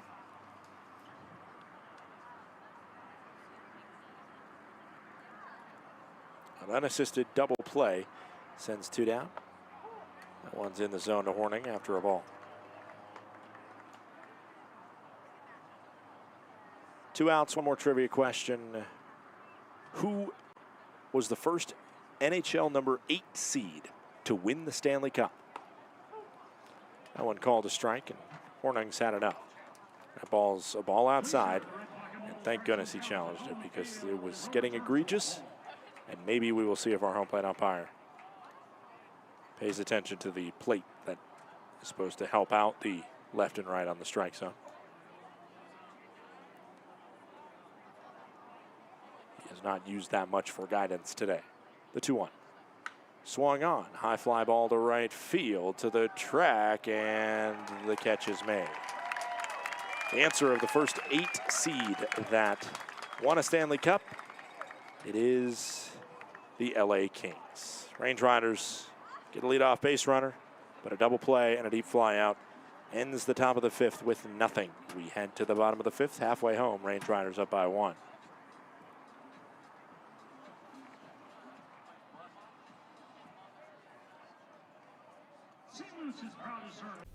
Range Riders fans, Glacier Bank Park offers a variety of suites to accommodate groups of all sizes, from small gatherings to parties of up to 65 people. The balcony views and exclusive services create a premium experience for celebrations, reunions, and outings of all kinds. Enjoy the convenience and comfort of your private space, breathtaking Montana scenery, and high-level action on the field, while our dedicated hospitality team creates an unforgettable experience for you and your family, friends, or business associates. Numbness and tingling in the hand can make you lose your grip. Hi, I'm Dr. Nate Fogel. I'm an orthopedic surgeon and hand specialist here at Logan Health. Repetitive actions can lead to a condition called carpal tunnel. Left untreated, these symptoms can interfere with your daily life. Our fellowship-trained hand surgeons offer patient-specific care to help you regain control. Here's to getting a grip on life. Welcome to Magoo & Company, a third-generation family-owned business nestled in the heart of downtown Whitefish. We offer a dazzling array of diamonds, ethically sourced Montana sapphires, and captivating custom designs that capture the essence of Montana's natural beauty. From jewelry design and appraisals to cleaning, repairs, and gemologist consulting, your satisfaction is our priority. Experience the magic of Magoo & Company and discover the perfect piece to celebrate life's special moments.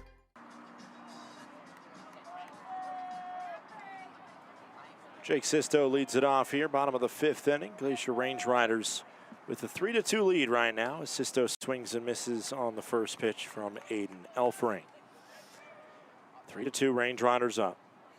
Great crowd here on this Saturday night, especially competing with Banana Ball across town, which reviews were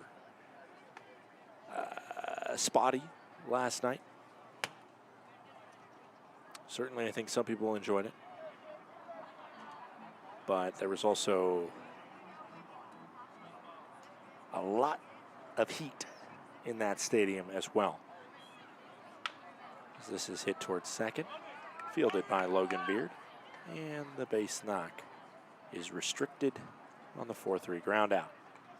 Now batting for the Hawks of right field, number 18, Jack Cone.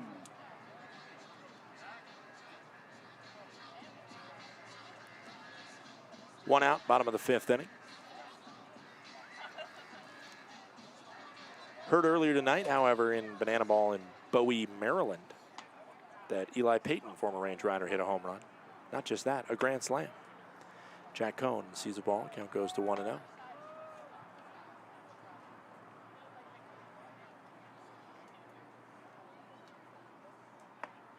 Called strike. 1-1.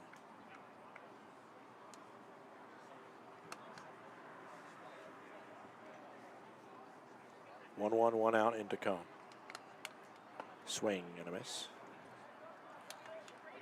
1-2.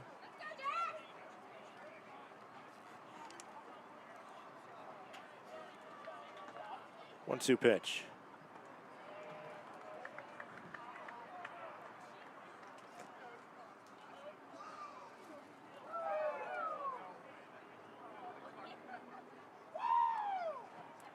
Two-two now.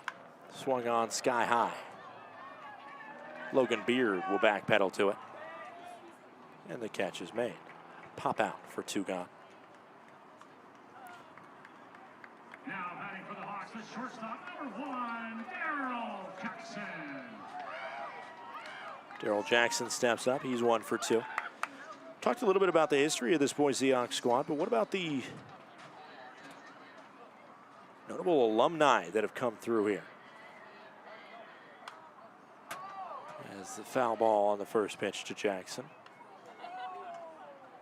They've had a ton of really solid players that have played here, including Long Beach Coast manager, who we'll see next week in Glacier, Troy Percival. Count goes to 0-2.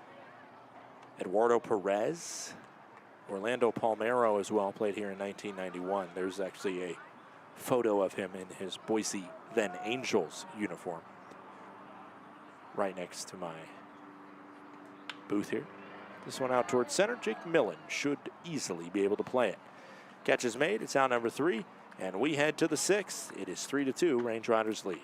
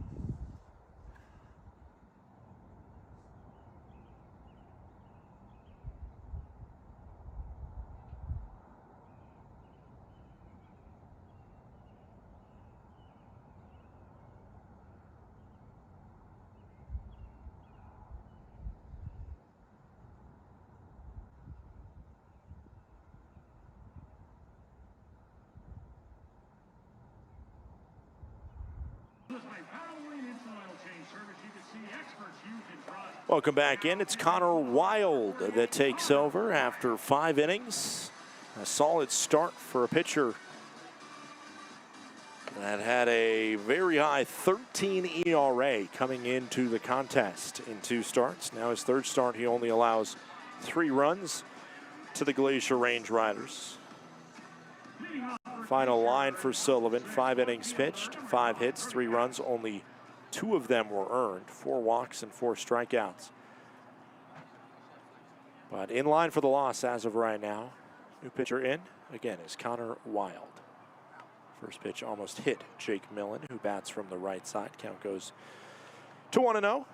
Wild played this spring for New Mexico State University, had a JUCO stint at Cypress College before that. The 1-0, no out pitch. Up and away, 2 balls and no strikes.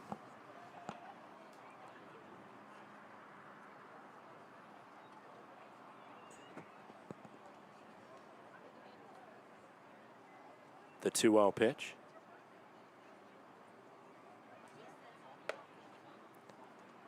Misses as well. It's 3-0. A 10.8 ERA for Wild in 5 innings pitched this season. 6 runs against him, 3 strikeouts in 5 innings, and 5 walks. 3-0 into Millen. Oh, this is Brody Capps, not Millen. They kind of look the same batting for the right side there. This is called strike. Count goes to 3-1. Got shuffled in my order.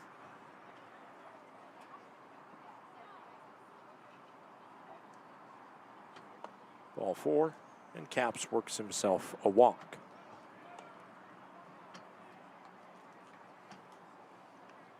Now batting for place for the shortstop, number 6, Jacob Steele.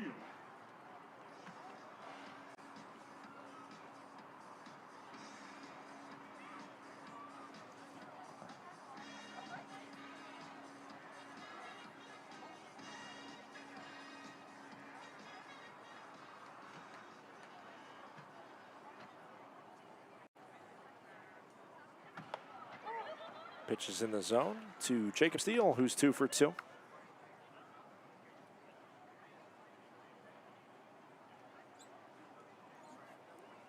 The 0-1.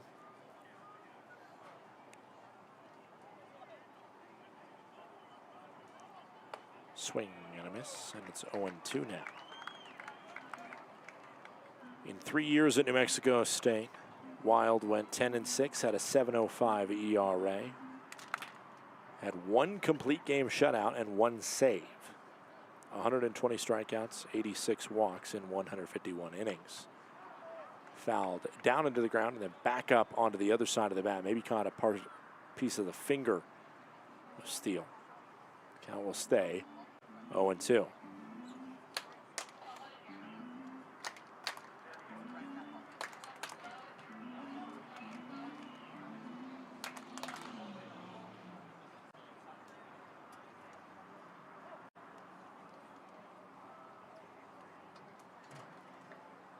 The 0-2, no out pitch. Foul. We stay 0-2. Happy August, everybody. We got a winner out in the parking lot. You might want to call our friends at WinterOldBoise.com. I think there was a crash on a car out in the parking lot. That's where that reaction was by the crowd, if you could hear it.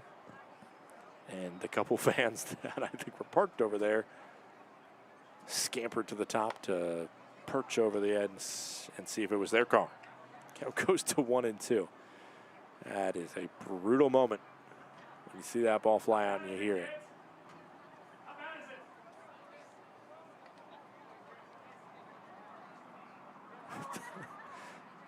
This one up the middle, through for a base knock. Capps will head first to third. The throw will not be in time. Good hustle play by Capps and a strong high five from Tank over there, who appreciates the hustle. Came in kind of hot, and now you can see he's feeling it. Look here, there's a great deke by Capps. You watch him, he slows up, and then he says, okay, if you're going to take it easy, boom. Let me feast on it. He just kind of comes in funky on that knee, and the high five by Tank. That's the highlight right there. Somebody's got to gif that. I need that gif. The Tank high five. That was a great shot. Christian was able to get us on that replay. Runners on the corners with nobody out here. As Logan Beard steps up to the plate. Beard has an RBI opportunity.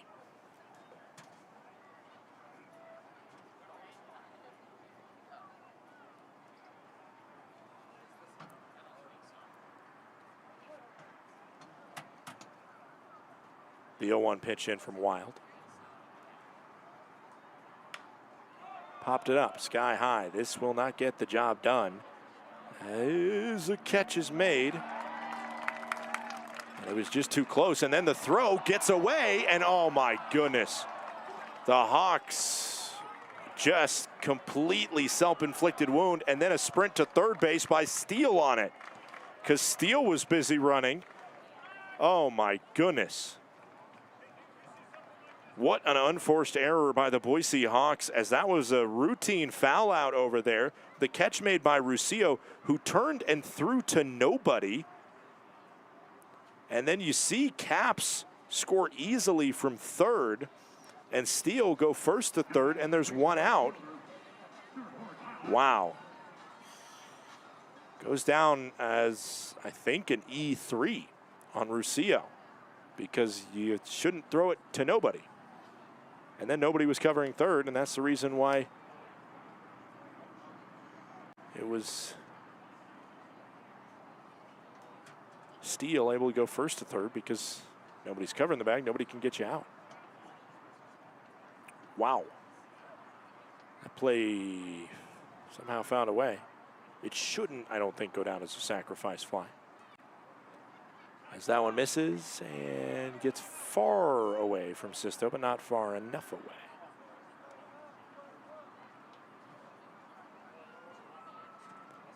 Wow. 4-2 Range Riders. Play right now is an unearned run.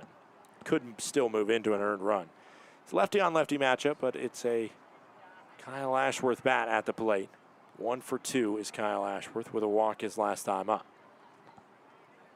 Swing and a miss on that one, and the count goes to 1-2. Ashworth makes contact here. He's going to have a good chance to score this run.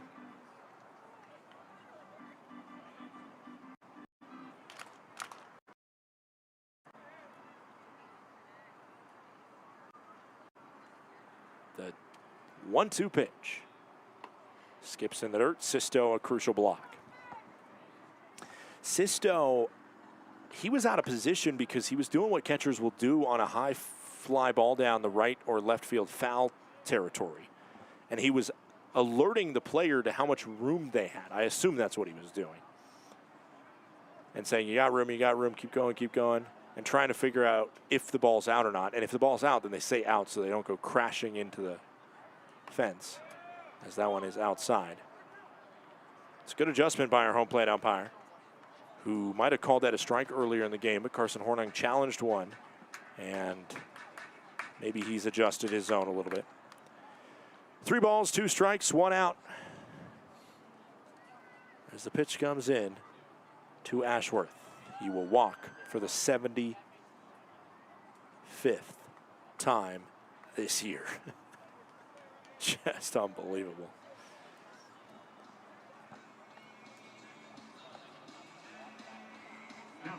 Without the error, it would be bases loaded, 1 out right now, and a 3-2 game because of that walk, in theory. I'm just trying to do the earned run math because it's kind of fun to do sometimes. It also sometimes absolutely will mess you up. Sac fly to center field last time for Donnie Ratt. He also has a grand slam in this series, and he's got the bases loaded. As Connor Wild has not pitched poorly. I think that walk is the most frustrated thing you can have from him, and the leadoff walk, I guess, to Caps as well. Single up the middle, so what? But his defense has not done him any favors, as it was a hustle play to get Brody Caps first to third, and then the cataclysmic error by Russillo, throwing to a home plate which had nobody on it.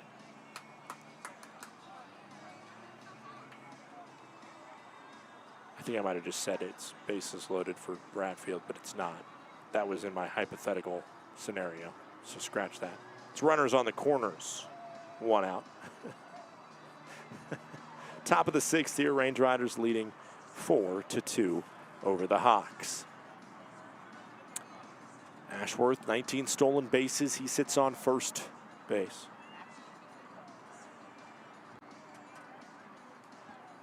Nobody warming up in the pen. They just wanted to have a long talk about this. The 1-out pitch into Donnie Rat. Outside. 1-2, or 1-0.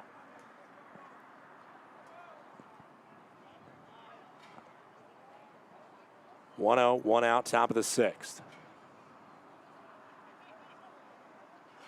Runners going, squaring to bunt. And there's no throw to second. It's a called strike in the zone.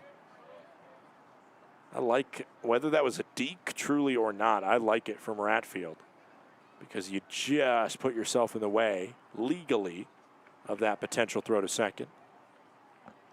And it throws off the catcher a little bit. Now 2 in scoring position, and the infield is in.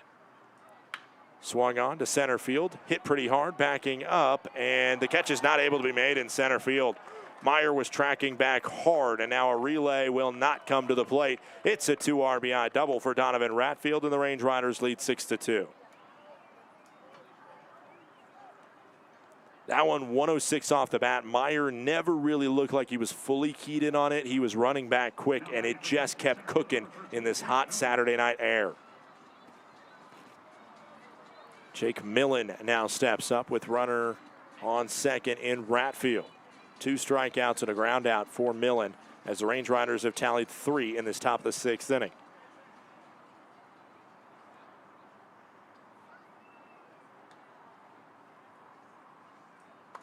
First pitch misses inside, and the count goes to 1-0.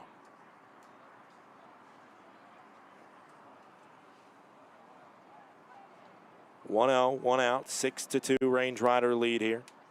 Finally, a 6th inning that has gone the Range Riders' way after they have struggled in both games of the doubleheader yesterday in the bottom of the 6th. Of course, that is still to go, the bottom of the 6th inning. But with Elfring right now, you feel like he is just running through every obstacle in his way. To be clear, I'm knocking on wood when I say that. The 2-0. Called strike right on the inner cut to Millen. Count goes to 2-1.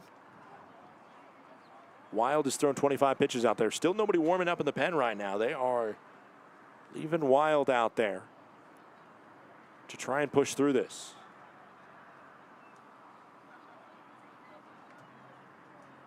Swing and a miss. Count goes to 2-2.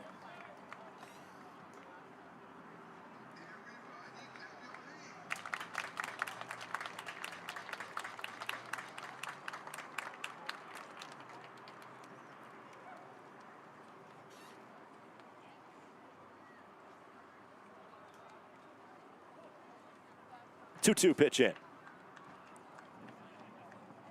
Hit on the ground over towards short, and Ratfield was going on the play. He gets to third. That's kind of a risky play from Donovan Ratfield, but he did read it well enough to know, hey, if this ball can go in front of me, then I am going to get to third. That's exactly what happens. Brock Vredenberg steps up to the plate.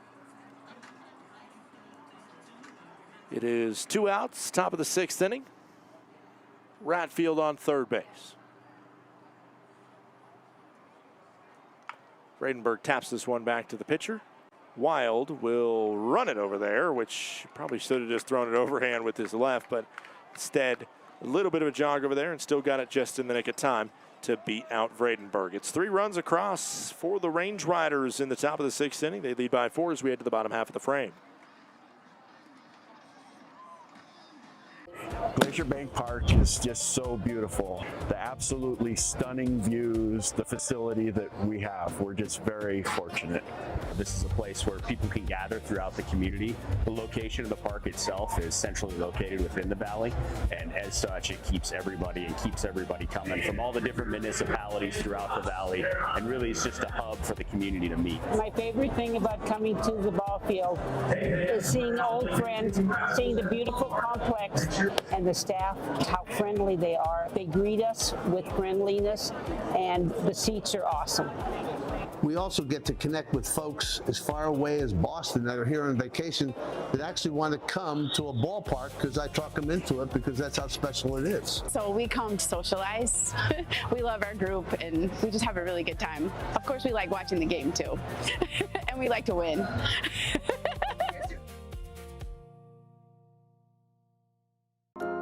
At Johns Manville, what we build starts with who we are. We are people champions, listening first, putting customers and teams at the center of every decision. We're driven by passion, always going the extra mile, always pushing ideas further.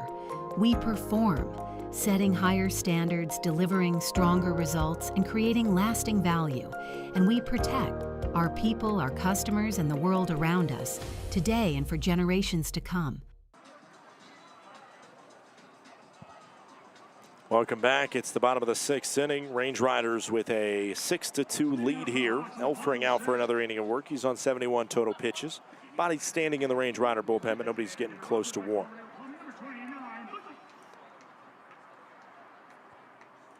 Jeremy Begora sees a first pitch strike, and the count goes to 0-1. 2 ground outs for Jeremy Begora today.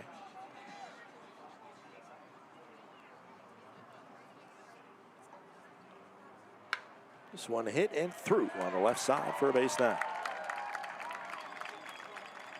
Hit well, 101 off the bat of Begora.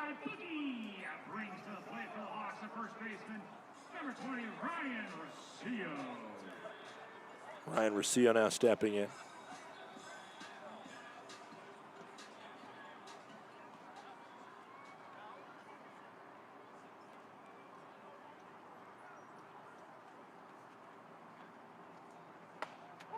In the zone. Count goes to 0-1 on Rosillo. Gleyber Torres started his career here in Boise. It's another fun name that I did not mention. The 0-1. Also in the zone. It's 0-2.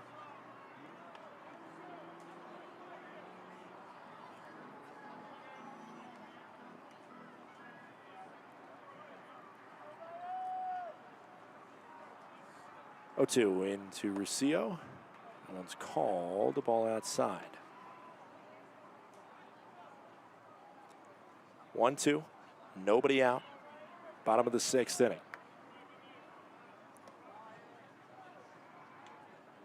Pitch home. Skied foul.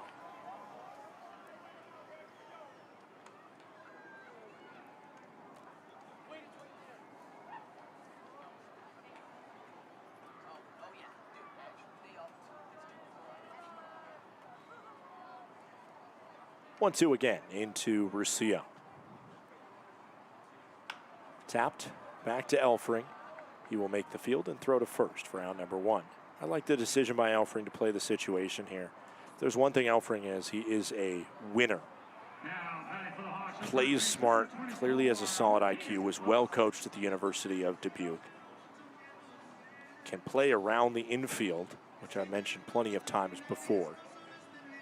And so you have a guy like that understands, hey, we got a 4-run lead. We've struggled in the 6th inning, both games of the doubleheader yesterday. Let me get the clear out, and if this run comes across on me, so what? But right now, our main job is that one is called a ball. This has been a big strike zone today, but that one, I don't know how that one didn't get called. It's 1-0. Truly, that whole ball, or most of it, was in the strike zone, as this one, I think, crossed up the catcher in Donovan Ratfield, who might need a conversation.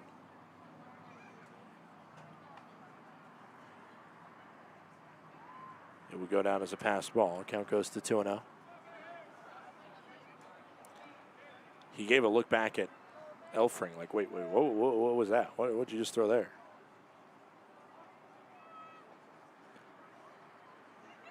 The 2-0 pitch, right down the middle.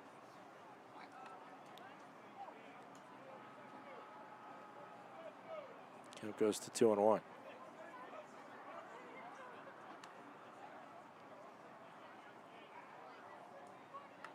Fouled off. It's 2 balls and 2 strikes.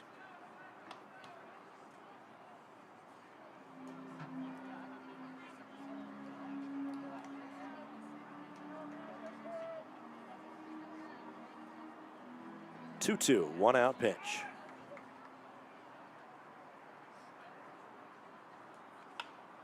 Fouled off. Sean Persky had to play a little game of jump rope with it as it went under him. We'll do 2-2 once more.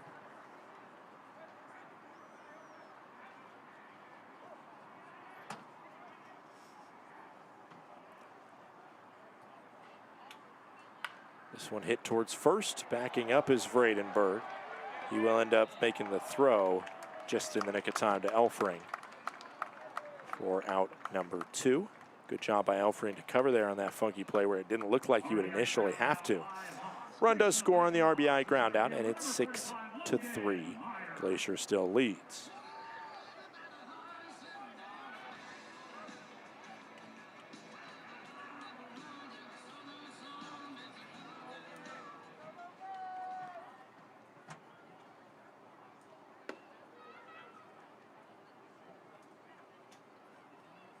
First pitch of ball. Count goes to 1-0.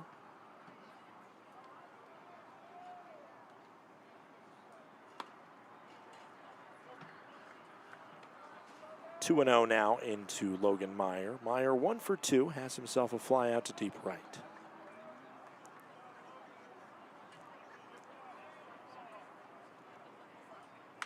This one towards center. Millen tracking over and in the gap makes the grab. Out number 3. A leadoff single is made due on, but it's an unearned run against Aiden Elfring. He is at 87 pitches, and the Range Riders lead 6-3, headed to the 7th.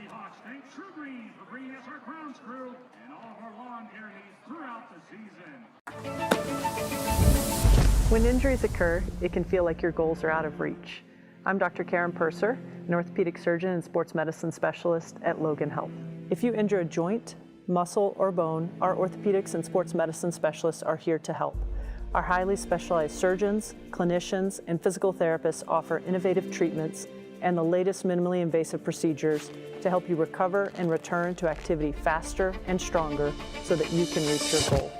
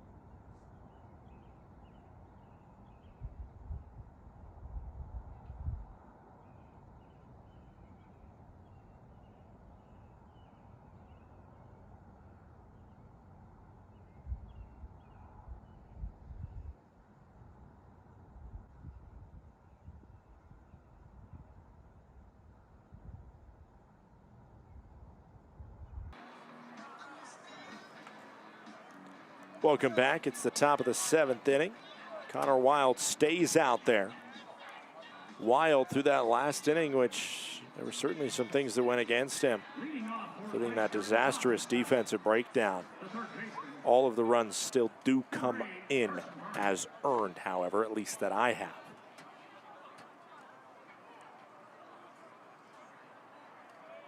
Range Riders out hitting Boise 7-5 as the first pitch is in the zone. Count goes to 0-1. This is Carson Garner, the only batter that has yet to see Connor Wild. The 30th pitch now thrown by Wild. Swung on towards shallow left field. Will it hang up there? Yes, just long enough for the base knock by Garner to lead off the frame. There have been warm-ups going on in the pen for Boise, but I think Persky will probably give at least another batter here, especially because it's the lefty Carson Hornung. 0 for 3 tonight, stepping in.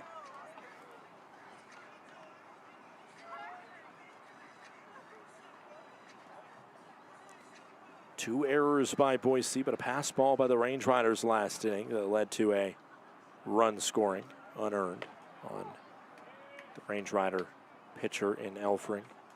Right-hander is warming up in the Range Rider bullpen right now. Can't quite make out who it is. I think it might be Jared Ingman. This one fouled off. Count goes to 0-2.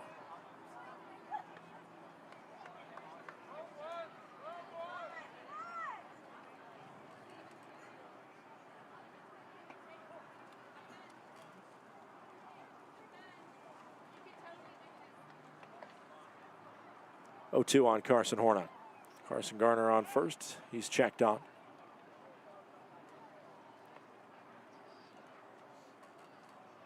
Oh-2, no outs, top of the seventh, 6-3. The Range Riders have the lead.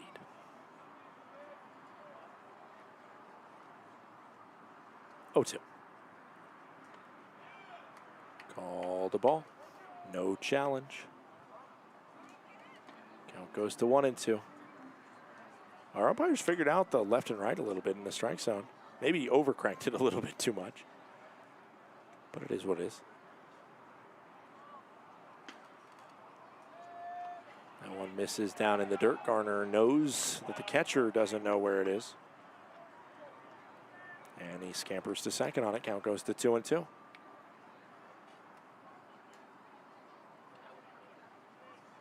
Two, no outs.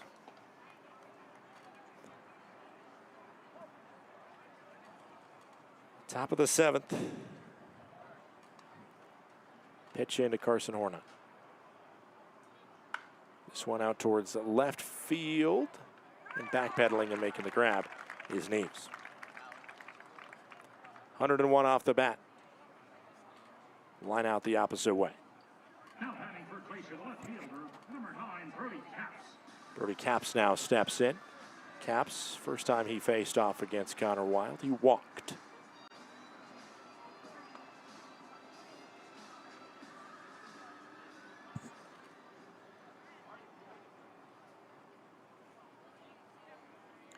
Runner in scoring position. Range Riders have 3 batters in a row here to get a possible run in, and that's a very easy steal for Garner, who got a big jump to get to third. That was Wild, forgetting about his duties as a pitcher and not checking on the runner. Infield is in now, trying to prevent the run. It's a 6-3 contest. Sacrifice of any sort gets him across home. Oof, watch that one in the top of the zone. That one, you felt like Capps could pretty easily flick that one into the outfield to score the run. But he bit the bullet, watched it scrape at 72 in the top of the zone. The 1-1 pitch into Brody Capps. And this one down the left field line. Will it stay fair? Yes, sir. It's off the wall. A fair ball for Capps. Holding at second is the Range Rider left fielder, and it is 7-3 Glacier off another extra base hit from Brody Capps.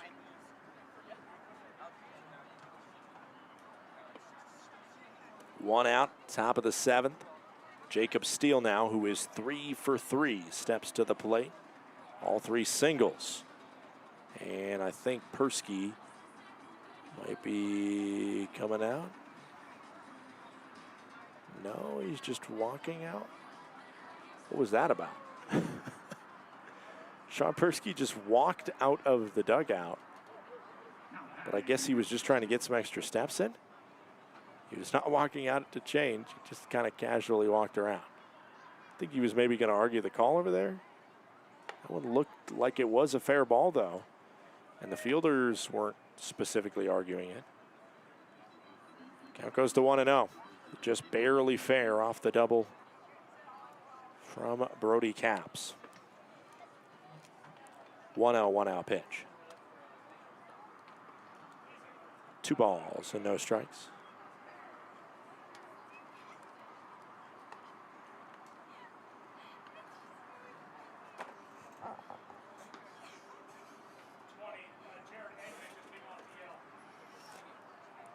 Two-0, 1-out pitch. Call the strike on the inner cut to him. I was given the home plate umpire credit for properly adjusting his strike zone, and there was a retroactive call there by the umpire because it's back to about a ball off the plate inside. 2-1 pitch in. They throw back and throw it into center field. Capps will get to third on an E1 on Wild. I guess you could say it was a wild throw. Sorry, that was too obvious. It was clearly there. That was. I'll take a lap. I'll do the Sean Persky and just have a little walk around the warning track. Shake that one off. 2-ball, 1-strike pitch. Swung on down the left field line. That's a fair ball. Extra bases for the Range Riders' Jacob Steele as that one gets cooped up in the bullpen area. Jared Ingman has to get out of the way of it. Just trying to get through his warm-ups there, and it's a 1-out double. Capps scores, and it is now 8-3 Glacier. Maybe some of the frustration from the past couple nights being taken out for the Range Riders right now as the day is finally done for Connor Wild. He is responsible for Steele on second, and he already has 5 earned runs against him. Let's check in on the league scoreboard. Of course, lots going around the PBL right now. We got some finals already. Red Pocket Mobiles, they came close to their second win of the second half, but no cigar. 13-9, the Mobiles fall to the Ballers. Missoula with a 13-5 lead over the Great Falls Voyagers right now. That's in the bottom of the 7th inning. In the top of the 9th in Ogden, Utah, it is Coast 8, Ogden 3. Billings leading Idaho Falls 17-4. That's in the bottom of the 6th inning. And Modesto, they just keep on keeping on. It is 8-0. Roadsters lead the Freebirds.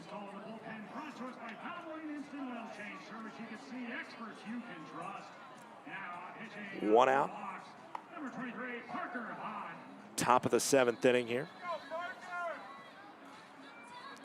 And we see a new pitcher come in to the contest, making his professional debut. It's Parker Hodge. I believe Hodge was selected in the midseason draft by this Boise Hawks squad. So it's Hodge to take over right now in a game that is slipping further out of reach for Boise. Of course, their offense can rally together some runs, so don't completely count them out, but it is going to be an uphill battle for them to try and get back into this. Parker Hodge, originally from Nokesville, Virginia. That's where he went to Patriot High School. 22 years old, just finished up this spring at Slippery Rock. A 6.15 ERA for Slippery Rock in 41 innings pitched this spring. Again, this is the professional debut for the former The Rock. That's their mascot. Their mascot is literally The Rock.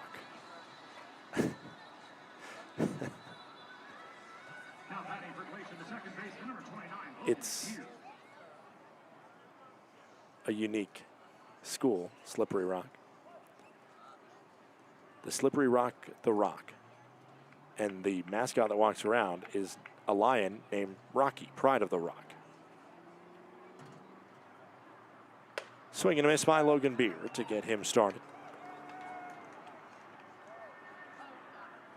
The little fun fact, weirdness thing about Slippery Rock University is their connection with the University of Michigan.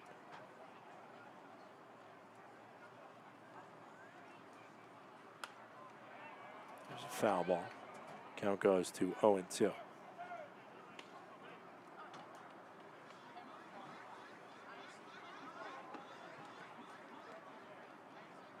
So if you ever go to a University of Michigan game, they announce the Slippery Rock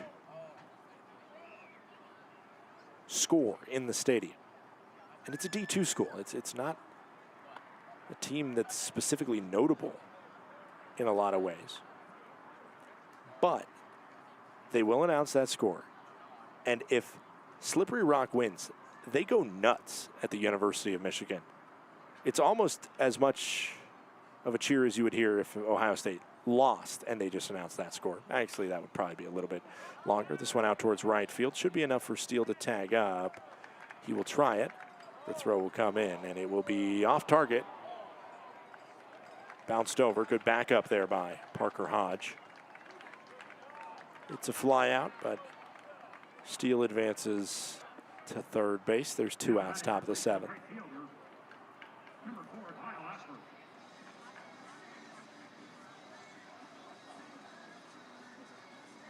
So it initially began, that tradition, back in 1959 when the PA announcer at the time went rogue and just kind of made a joke, basically, and inserted Slippery Rock into his normal list of out-of-town scores to be announced during the game. Ball inside. However, it wasn't just like a random score that was thrown into the mix. He intentionally made a big deal out of it. He would usually save the Rock for last and proclaim it as the moment in the game as the fans had all been waiting for before announcing the score. So it was just this kind of big joke, basically. And then, after he did it enough times and the crowd got a kick out of it, they just kept doing it. 2-0, 2 outs, runner on third into Kyle Ashworth. There's a called strike.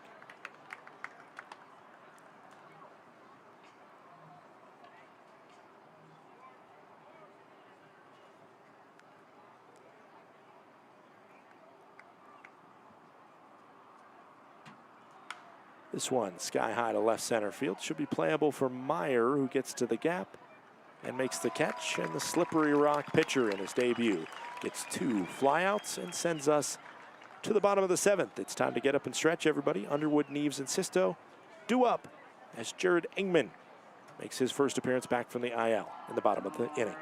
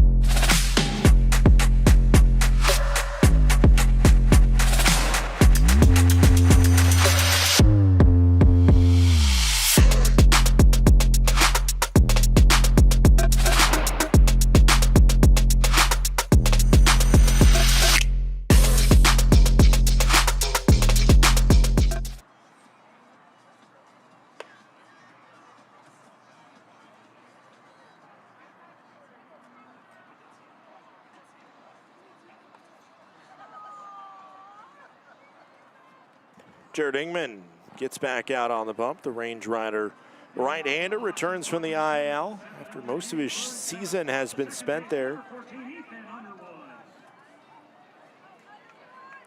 but working his way back, and now happy to see him out there. The first pitch misses below the zone for ball one. Aiden Elfring, what a start from him, especially bouncing back from allowing a run in each of the first 2 innings. That one's a ball. New pitcher coming out after a great start by the starter. You think first batter so often sets the tone. It's a 2-0 count. Can Ingman work back from it? The 2-0 pitch. That one nowhere close. He spiked that way in the dirt. 93, so he threw it hard, just trying to key in on the strike zone. So often a difficulty sometimes when you haven't thrown technically competitive pitches in a while. Range Riders have been really intentional about trying to work him back in a safe and proper way.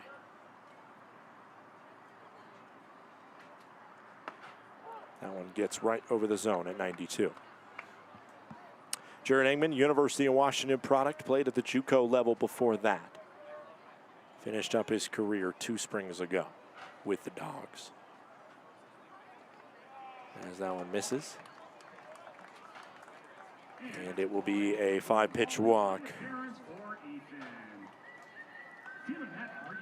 Ethan Underwood to first. It's an 8-3 game right now. Bottom of the 7th inning, Range Riders up by 5. After the Range Riders have scored 5 in the past 2 innings, just think about how much this is kind of a kill shot inning. If you get the goose egg on the board, especially with your first pitcher out of the pen. That one misses the zone, and it is 1-0 to Avery Neves. Neves 0 for 2 with a fly out and a ground out. Final line for Elfring, 6 innings pitched, 5 hits, 3 runs, 2 earned, 1 strikeout, and 1 hit by pitch in the zone. 1-1 goes the count.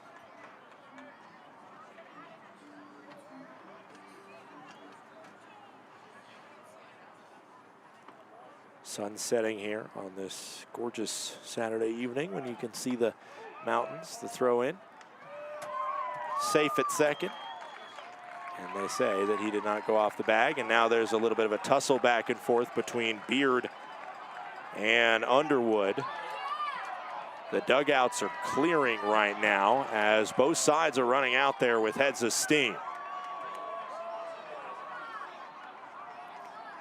It was just an aggressive tag put forth by Underwood, but Persky gets in the way and is standing right in the way of his own pitcher, or of his own base runner there, who took exception to it. Beard was just trying to hold the tag on the runner, as a smart fielder would do. There's some discussions going back and forth here, but I don't think anybody specifically engaged with anybody else, and now it's just a loud moment between the two. There's some that can spark a possible rally. It might be exactly that, a benches clearing incident. Let's look back at this play here. As the throw is made into second, a little bit high. Beard tried to hold it on, and he's pointing down at it, and it was Underwood that got up and got in his face.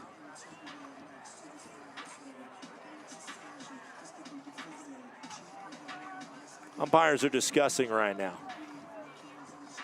I don't think Beard wanted anything in terms of trying to make more out of that. I think Underwood probably clearly frustrated that Beard has a much more surefire glove at second base than him. There's a conversation coming, and the umpire was right on top of that, so I think there's a very real chance that maybe a warning could be issued to both sides, or at least to the base runner and Underwood. Todd Pratt comes out, and it's a very quick discussion and a thumbs up from our home plate umpire.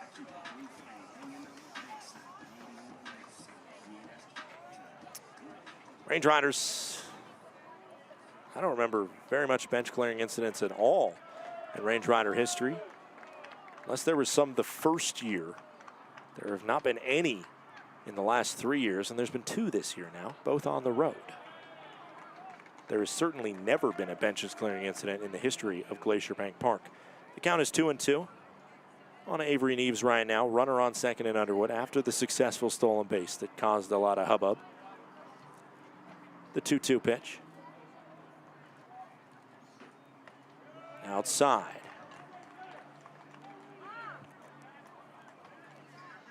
Ingman, when his stuff is the best, man, he is really fun to watch.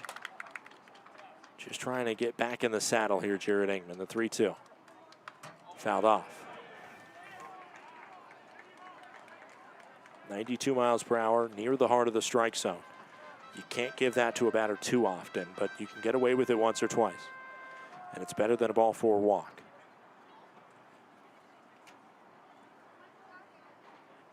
The 3-2 once again. Fouled off once again. And you are seeing some energy, both from the crowd and from the fans. That's another foul ball that apparently slapped on top of a car. 3 balls, 2 strikes. Ball 4.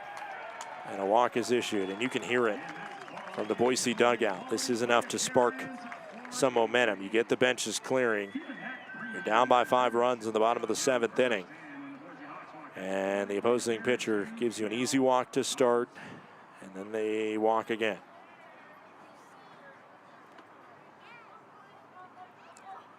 The only incident we've had close to a benches clear was at the end of the game with the Glacier Range Riders and the Oakland Ballers. This is at Glacier Bank Park. When the Range Riders walked him off on a J.D. McLaughlin infield single, there was the ball by the right fielder for Oakland that was tossed back into the Range Riders celebration during the walk-off. They were on the field to celebrate. There was certainly a lot of bad blood between the two that had built up over the first week of that season and the first week of the Oakland Ballers' existence. And that did lead to some discussions, but didn't really get to a fully benches clearing incident. Fouled off on the first pitch. Conversation between Ingman and Oman, the Range Rider pitcher and pitching coach, just to check on him right here. Tell him to trust his stuff. 2 walks have opened the door a little bit for Boise. Some dancing on second as that one misses outside and away. The problem here with Ingman's pitches is he's not locating the edge of the zone well at all. Just looking at where these are coming in, he's getting some foul balls, but he hasn't got a swing and a miss yet, and he hasn't got a borderline strike. This one hit over towards third. Awkward play, the throw short, and they got the out.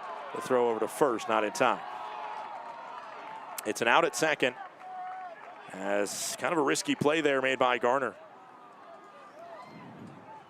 Good speed from Underwood to get to third, because the easiest play for Garner was maybe to hit the play at third, and they did say that was out at first, apparently. Wow. I did not have that one down as an out at first. That one looked safe to me, but apparently the play was made.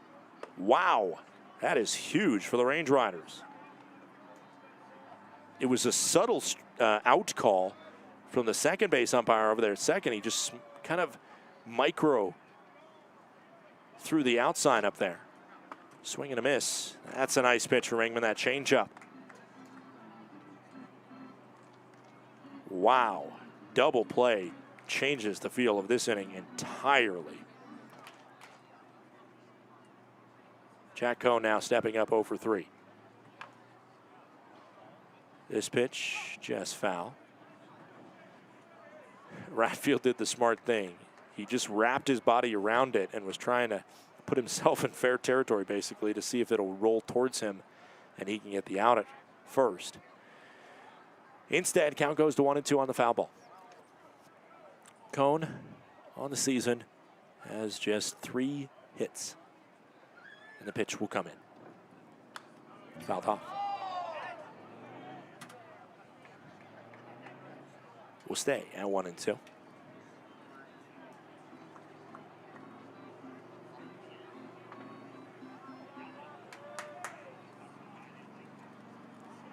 1-2, 2 outs. Down below the zone, it's 2-2. Ingman, this inning has not gone exactly as he would have planned it, but if he can get an out here and strand this runner on third, he will feel very good about it in an eventful bottom of the 7th. The 2-2, 2 out pitch. Up and away. 94 on the gun. You're seeing the gas from Ingman. If he can channel that speed, that velo, into a punch-out pitch here, the Range Riders will have the biggest cheer of the inning. 3 balls, 2 strikes, 2 outs. Flared foul.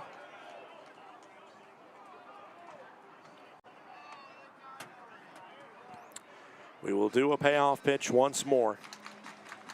With 2 outs, a runner on third.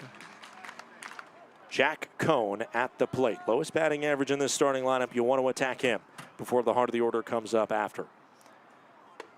Upstairs, Cohn works a walk. And a batter that is right now 3 for 20 on the year gets on for free.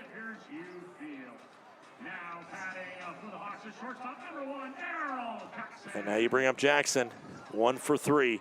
It's the 3rd walk of the inning issued by Jared Ingman. Double play has helped him. The walks have killed him.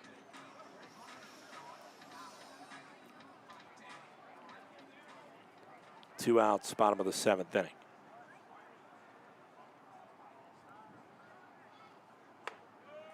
Now 1 called the ball upstairs. Count goes to 1-0.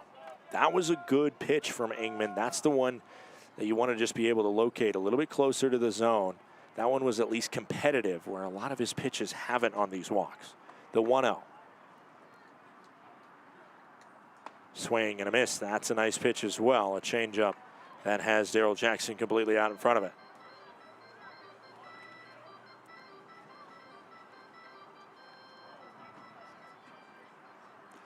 One ball, 1 strike, 2 outs. Up and in. 2-1. If Ingman can get out of this inning, that would give the Range Riders such a huge boost, especially with Noah across. If it's 1 or 2, you feel like Boise still feels like they win the inning. Fouled off.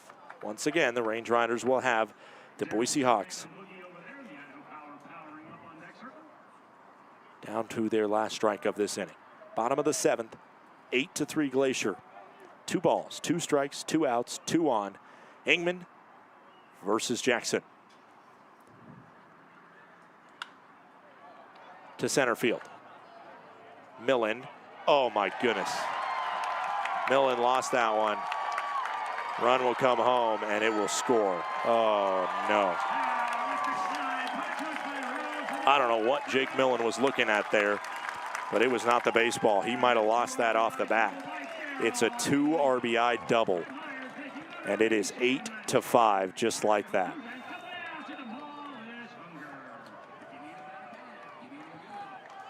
Ingman did what was necessary. That was a lazy fly out, 261 feet. It went 75 miles per hour off the bat. Ingman won the at-bat, about as clean as you like, but it goes down as 2 runs against him. Don't get me wrong, the walks have not been great from Ingman, but that was a very hard way to not see the 3rd out of the inning. It looked like Millen had a beat on it. He wasn't shouting out that he needed help to find it.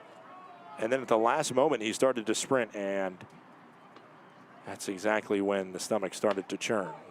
This one called a strike on the inner cut.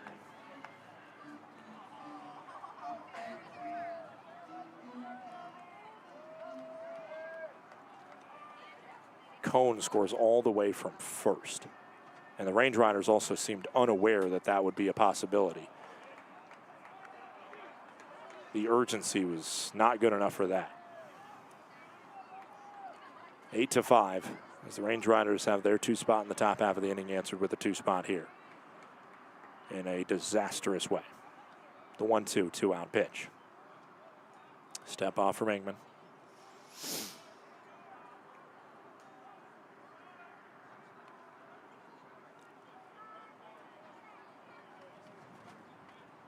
The 1-2 two-out pitch. Did he go? No. 2-2. Hangman once again trying to find that third strike of an at-bat. Third straight batter he's been there with. He was up 1-2 quickly against Cohen, lost it to a walk. As this one goes sky high to left field. Capps working over. Does he see it in the light? Yes, he does. It is out, number 3, but 2 across and an eventful bottom of the 7th inning. 8-5, Glacier leads.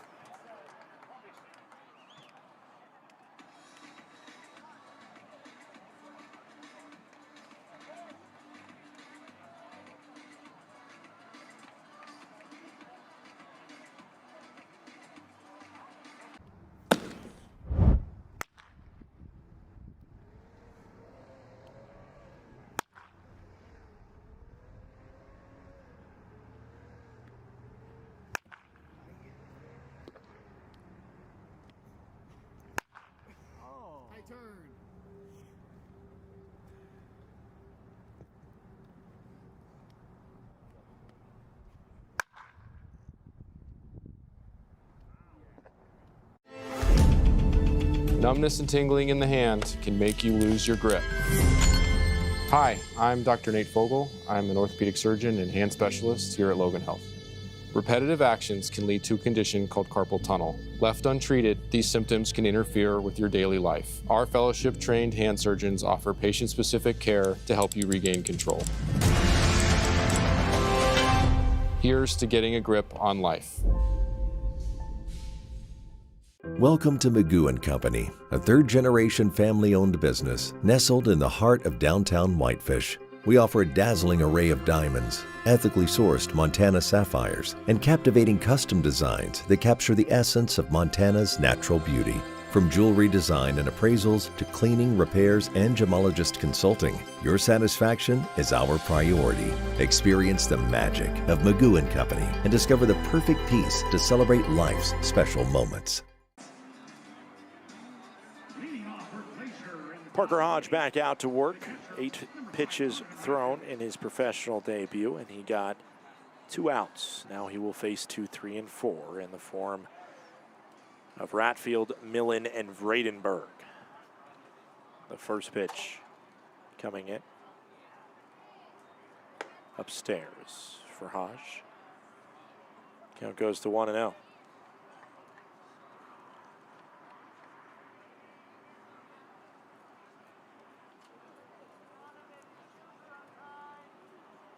Swing and a miss.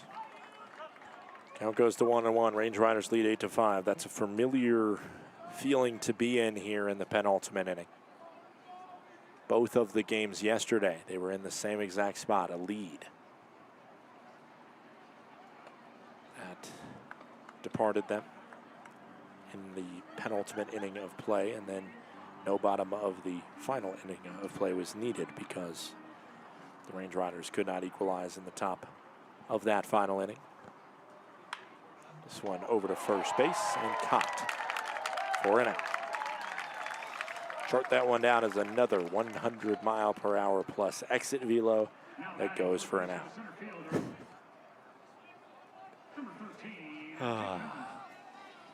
Jake Millen steps in. Millen 0 for 4 today. 2 ground outs, 2 strikeouts.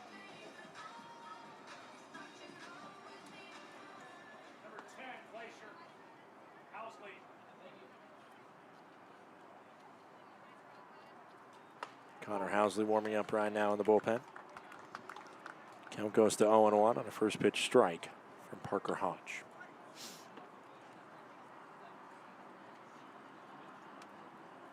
The 0-1, 1 out. Sky high. Will it stay in play? This ball way up there, working over, and nobody makes the grab.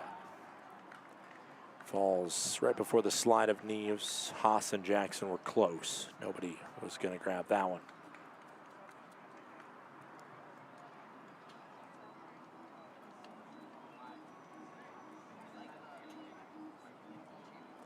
Oh, 2.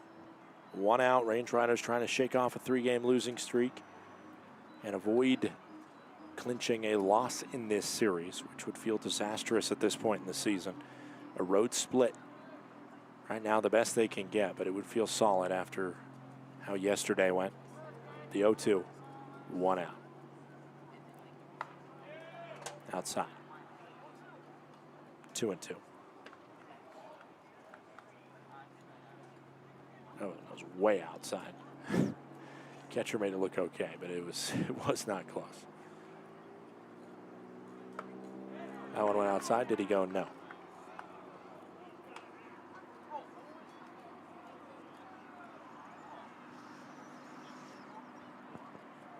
Millen trying to shake off the 0 for today. The 2-2. Foul scrape. We stay at 2 balls and 2 strikes.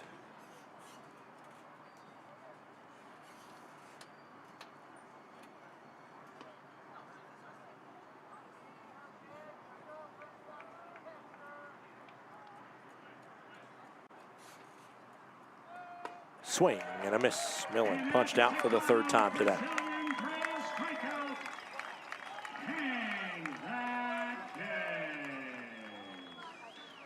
2 outs, top of the 8th inning. Hodge looking very good in his professional debut.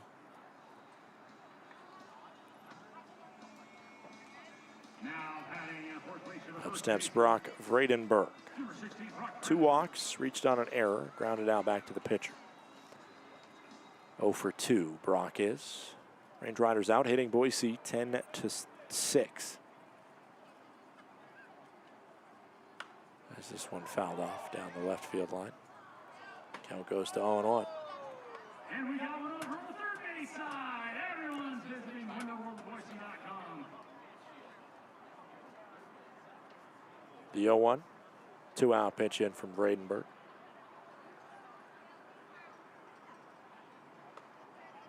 Ball.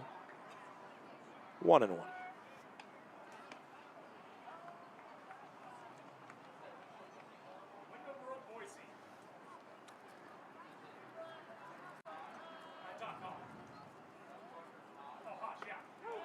This one called a strike. Should have been challenged. He would have won it.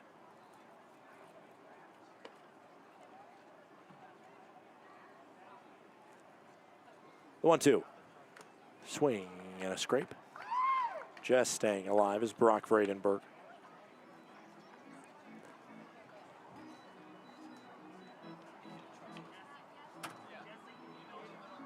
Top of the 8th inning here. Range Riders 8, Boise 5. 2 finals. Both Cali teams that have finished their contests have won their contests. Long Beach over Ogden 10-3. Oakland over Red Pocket 13-9. Missoula also leads by a score of 13-9. Billings is up 21-4. Modesto's up 11-0. And this one is tapped towards second. Underwood fields. The throw to first is in time for out number 3. 3 up, 3 down inning by the rookie Parker Hodge. And we head to the bottom of the 8th. Ruscio, Haas, and Meyer 2 up versus Connor Housley coming into the contest.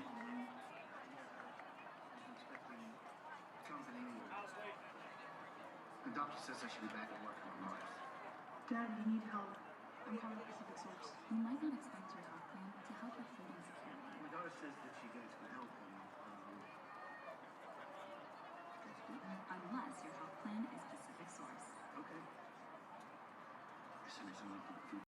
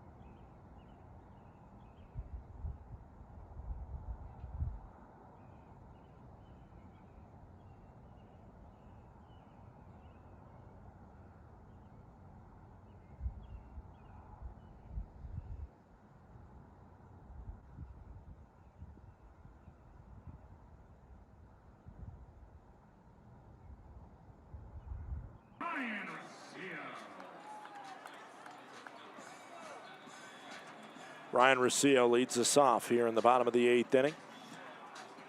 First baseman batting 4th in the lineup. 8-5 score line here. This one swung on to left field, and it is going to be gone. Rosillo on the first pitch of the inning. A home run to make it 8-6. One run closer is this Boise squad. All the momentum has been with them after that ball fell in shallow right center field.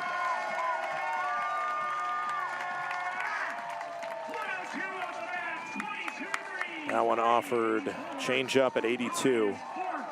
Not too close to the strike zone, but not a borderline pitch either. Housley under pressure right away on the solo home run, but sometimes it's nice to just flush that out of your system and maybe get back to work, Housley.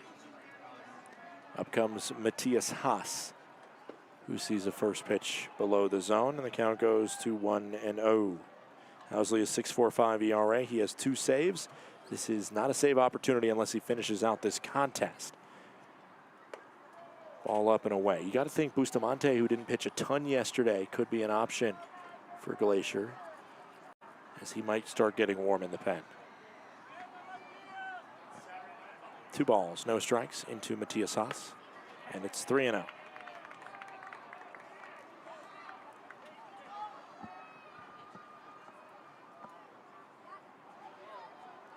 The 3-0 pitch coming in. And no hits in his professional career for Haas. He will get a walk to first. A 4-pitch walk, specifically uncompetitive there from Housley trying to key in. Logan Meyer steps up representing the tying run. The Range Riders have done about just everything they could do. In the bottom of the 6th, the last 2 nights, or the 2 games yesterday, to lose a game in the bottom of the 8th, or the bottom of the 6th, the bottom of the 2nd to last inning. And now you're going to try and stave off a similar situation. Logan Meyer 1 for 3, the center fielder.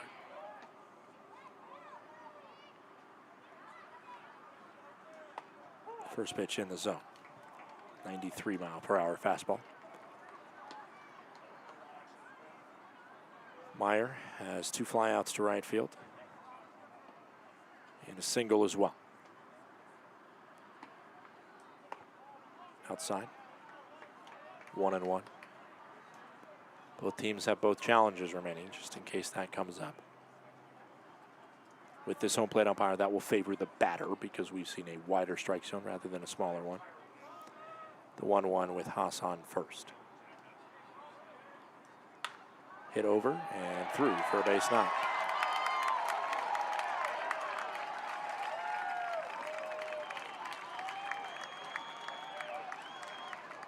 One ball, 1 strike, and a hit into right field. And the tying run is on base with nobody out. Ethan Underwood steps to the plate. Underwood was at the heart of that slide into second, where Beard kept the tag on him. And frustration boiled over between the two, and the base is empty. Squared to bunt, pops it up. This one's a souvenir by Underwood. Count goes to 0-1.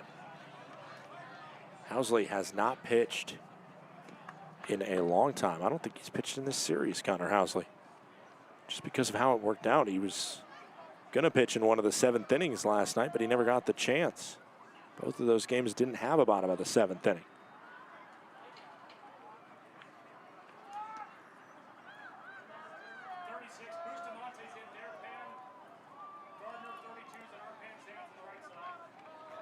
The 0-1 squares to bunt again.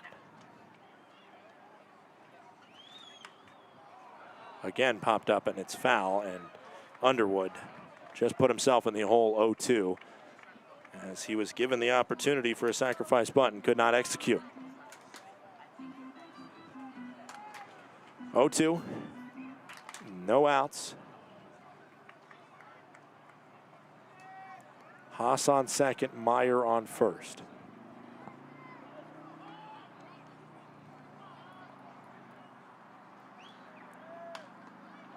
Fouled up and away. Out of play. Oh my goodness.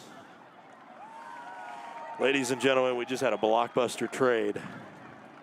Skubal is heading to the Dodgers.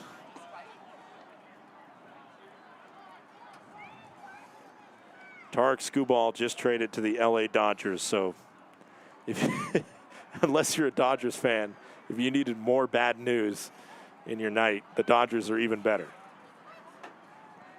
The 0-2, no out pitch.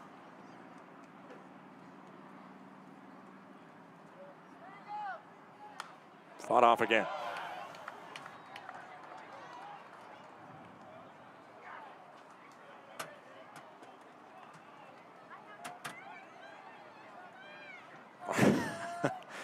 Look on the crosswaves here, because that's a major, major trade.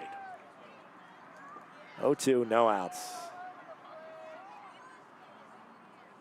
Upstairs, 1-2.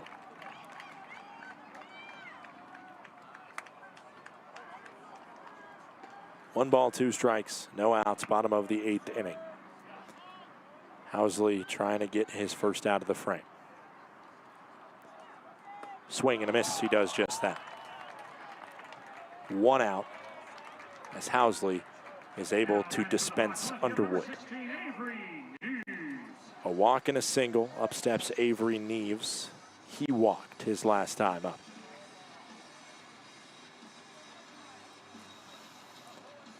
Range Riders allowed a solo home run today in this inning specifically, as well as 2 across on the ball that Jake Millen lost in the lights, presumably. There's a strike over the heart of the plate. Count goes to 0-1. That was in the last inning when that happened.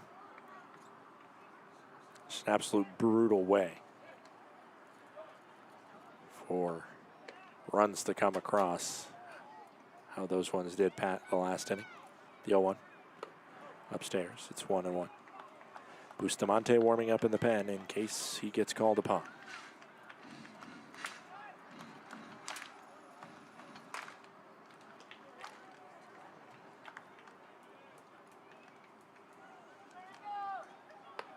This one in the zone.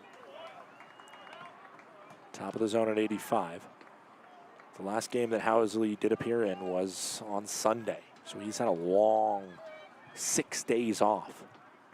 Nearly a week without entering a game, and you could see him trying to shake off that rust right away. It's a ball outside. 2 balls and 2 strikes. Maybe, just maybe, he's keyed back in on it. 2-2. 1 out, bottom of the 8th inning. Runners on first and second in an 8-6 Range Rider lead. Fouled off. Good fight from Neves. Bustamante likely ready to go in the pen. I'm guessing if there's one more base runner allowed, that it's the end of the day for Housley and Bustamante will come in. But you got to give him a chance here to try and push through this, and that's exactly what the Range Riders are doing. 2 balls, 2 strikes, 1 out, pitch in, low and away. If it's ball 4, the bases get loaded for Bustamante to face off against, and that puts no wiggle room. A base knock would tie it. But for now, it's not the case. You need extra bases, and then likely it's tied, or obviously a lead. Could be with Boise. It's ball 4 as Housley walks the bases full.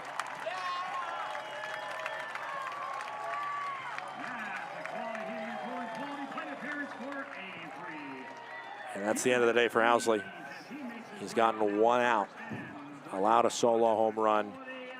He walked Haas, who had 0 professional hits in his career. Meyer got the oppo grounder through the right side of the infield for a base knock. And Neves was walked as well. That last pitch, nowhere near being a borderline pitch on 3-2. 21 pitches for Housley, and now he makes way for Bustamante, who will try to somehow survive this jam. where it seems like this week in Boise, other than the first game on Tuesday where just about everything went right for Glacier, it was everything that could go wrong did in the most recent bevy of games.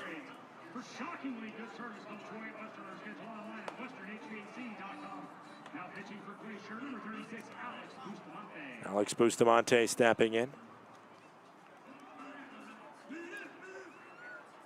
1 out, bottom of the 8th. It's 8-6 right now. Haas is on 3rd. Meyer is on 2nd. Neves is on 1st. Bustamante on the year, a 2.65 ERA, 2 wins, no losses. This is his 25th appearance. He has 34 innings pitched, 32 strikeouts compared to 17 walks. That's about a walk per every 2 innings for Bustamante. Opposing batters are hitting only .282 against him. There's not a lot of players that are below him on the Range Riders in terms of that number. Davis Pratt is only at .228. And I do believe that's the only number that is lower.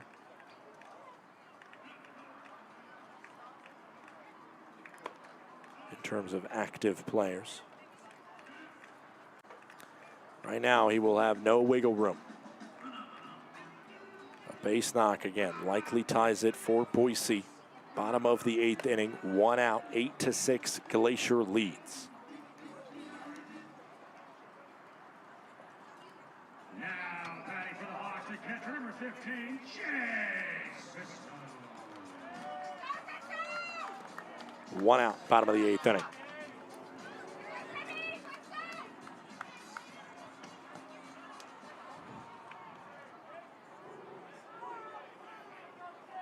First pitch into Jake Sisto, who is 0 for 2. Upstairs. Grounded into a double play his last time up. That was that close play over at 2nd and at 1st. Also has a ground out to 2nd and was hit by a pitch. The 1-0 for Sisto. It's ball 2. Neither of these first 2 pitches close from Bustamante. Boise right now, best weapon is just letting the Range Riders pitch themselves into danger.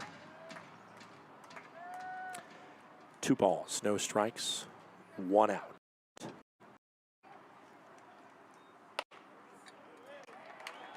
Ball inside. It is 3-0.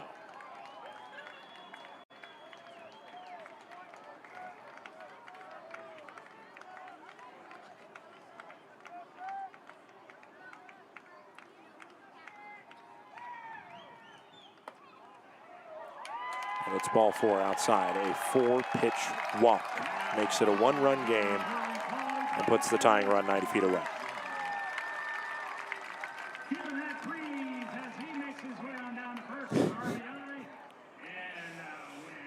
8-7, Range Riders have the lead, but it feels like they're losing by 20. 1 out, bottom of the 8th inning. Still a way to get out of it as Jack Cohn was supposed to step up to the plate, but it should be O'Hara. It would be foolish to not put in O'Hara in this moment.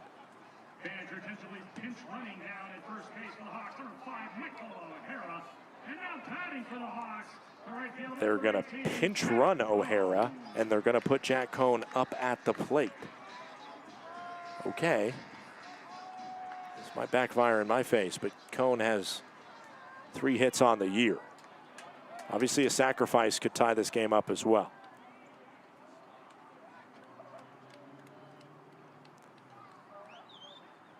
First pitch misses the zone. It's been 5 balls fired in a row by Bustamante.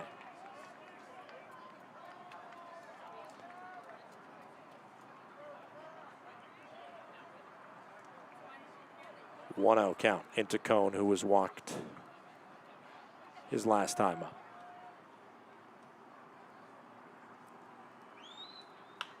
This one hit into shallow right field, and Cohn's 4th hit of the season gives the lead to the Boise Hawks. Meyer and Neves score, and it is 9-8 Boise. Once again, the penultimate bottom of the inning proves disastrous for the Glacier Range Riders. It started with a solo home run. That was followed up by a 4-pitch walk to a man who does not have a hit in his professional career. Meyer then got a solid single through the right side of the infield, a strikeout of Underwood, who could not get down a sacrifice bunt. 2 straight walks, the second one on 4 pitches. And then the single by Cone, who, again, does not have a hit in his career, and now an incorrect challenge will come in from Darrell Jackson.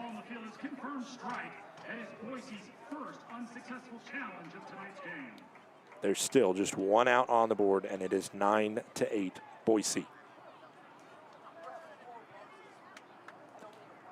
Range Riders who have had the lead since the top of the 4th inning. It's 1-1.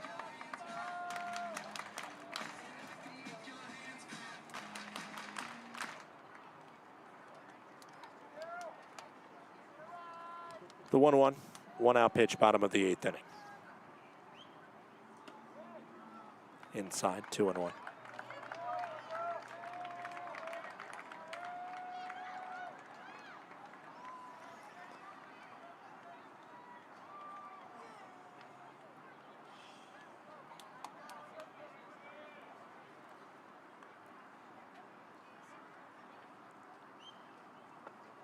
Did he go? Home plate umpire said yes, and it's strike 2.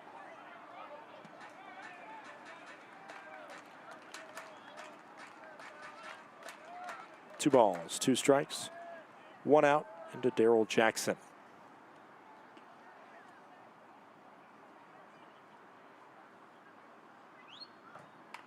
Scraped a piece of it, and it stays 2-2.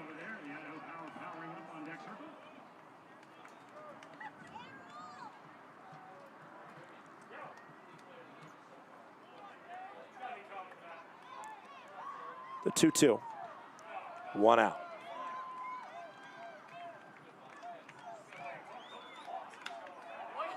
Sky high fly down the right field line. It's another foul ball.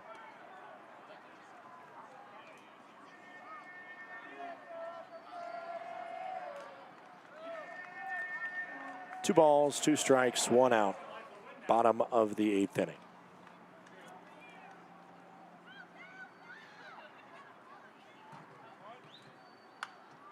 Popped up foul again.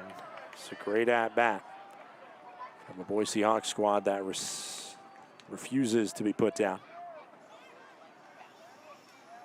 2 balls, 2 strikes, 1 out, bottom of the 8th. Another 2-2 pitch coming in.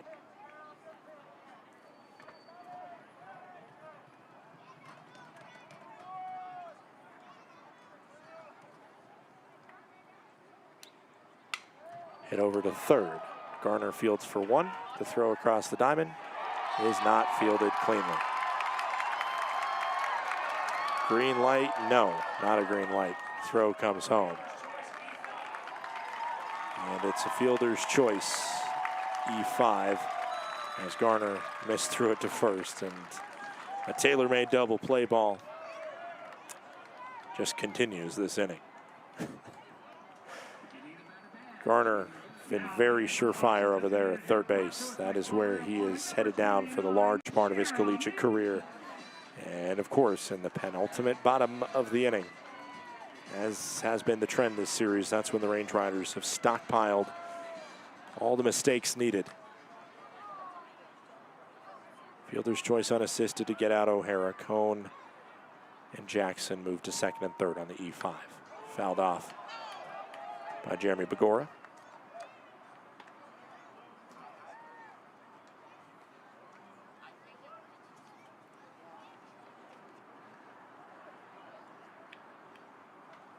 Two outs, bottom of the 8th inning. In the zone, 0-2.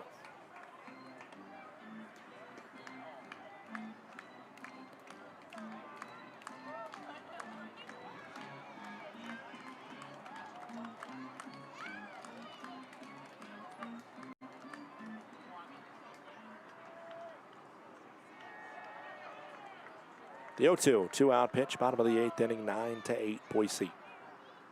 Two in scoring position for Jeremy Begora. Bustamante fires home. And this one is going to be down in left center field. Two will score. Begora will stop at second base. It's a 2 RBI double for Jeremy Begora. And the score is now 11-8. The Range Rider mistake on the could-be double play immediately comes back to haunt Glacier. Cone and Jackson easily score. Range Riders now down 3, and this one is slipping even more out of reach. Now batting for the Hawks at first base, number 20, Ryan Racine.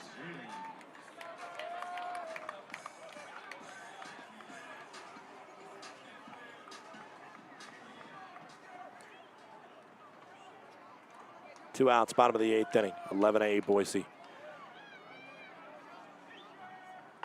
First pitch delivered into the zone for Bustamante. This is Rocio. All the way back in the start of this inning.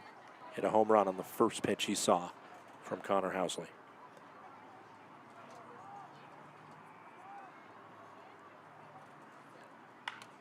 This one down the right field line. Will it stay fair? Yes, it will. Another double, and it is 12-8 Boise. Begora with a double and a home run in the same inning. The Range Riders have now allowed 7 runs in the bottom of the 8th inning. They were leading 8-5 coming into this frame. Matias Haas will get a second chance this inning for his first professional hit. He was walked on 4 pitches when he stepped to the plate earlier this inning.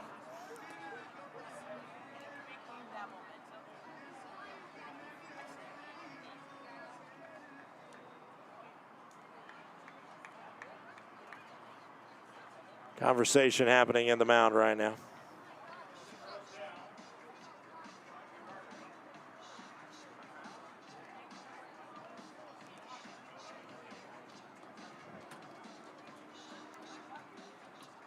Entire infield a part of it.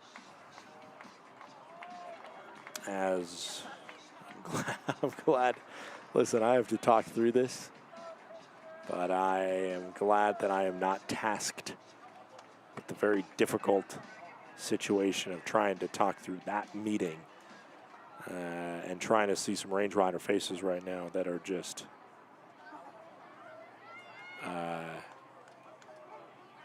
probably absolutely bombarded. A broken bat, still a chance to maybe reach, but Steele throws it on the money for out number 3. We head to the 9th. Range Riders led this half inning up by 3. They now trail by 4. With their last hacks remaining, it is Garner, Hornung, and Capps due up.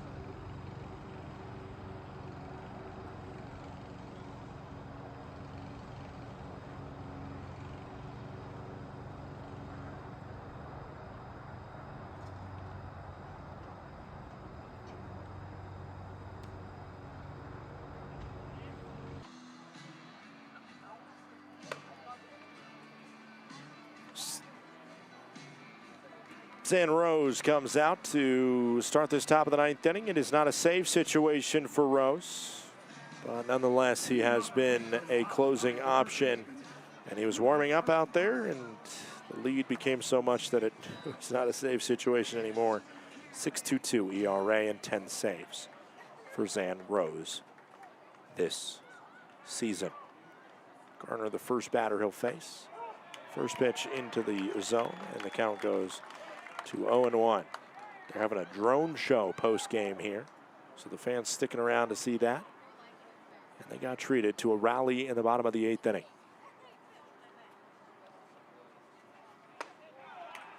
Called the ball. Challenge, and that one is a strike.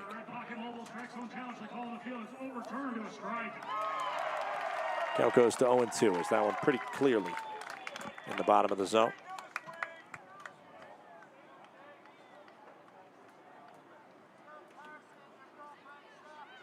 Oh, 2 pitch in to Carson Garner, who is 2 for 3 today. Ball outside. That one was nowhere near. Crowd wanted it, though. They're going to want just about everything near the zone. That one not even really near the zone, but they're wanting it. Bloodthirsty Boise faithful on a 1-2, no-out pitch. That one is strike 3. 1 out, top of the 9th inning as Garner goes down looking. Range Riders struggled to strike out Boise today. They had just 2 strikeouts. The Range Riders on the other side have struck out 6 times, including 4 by Sullivan, who nearly doubles his strikeout total on the season thanks to this start. 1 out. And the first pitch. Called a strike in there to Carson Hornung. They got 2 challenges remaining. He decides not to use it there, even though it would have overturned the call. 0-1, 1 out pitch.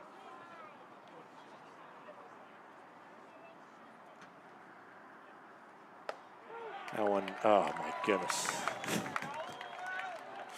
And he challenges that one, which was clearly in the zone.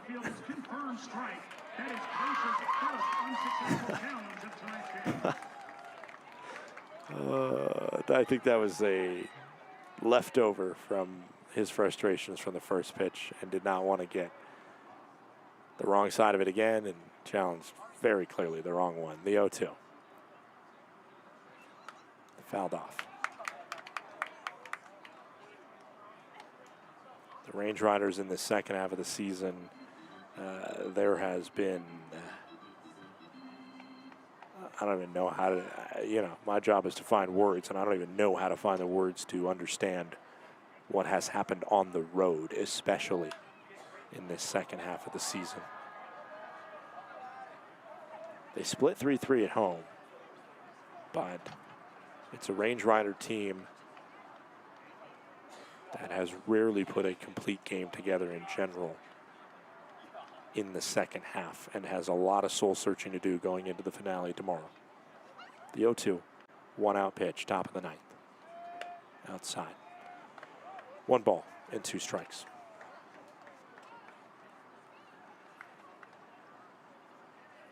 Just crossing the 3-hour threshold for this contest. It's cooled down in Boise. It is only 85 right now. The 1-2. Swing and a miss. Hornung punched out by Zan Rose. And the Range Riders are down to their last out.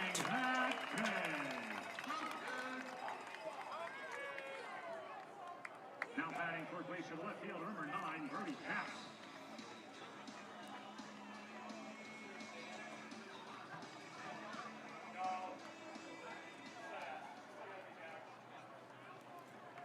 Two outs. Last chance for the Range Riders is Brody Capps.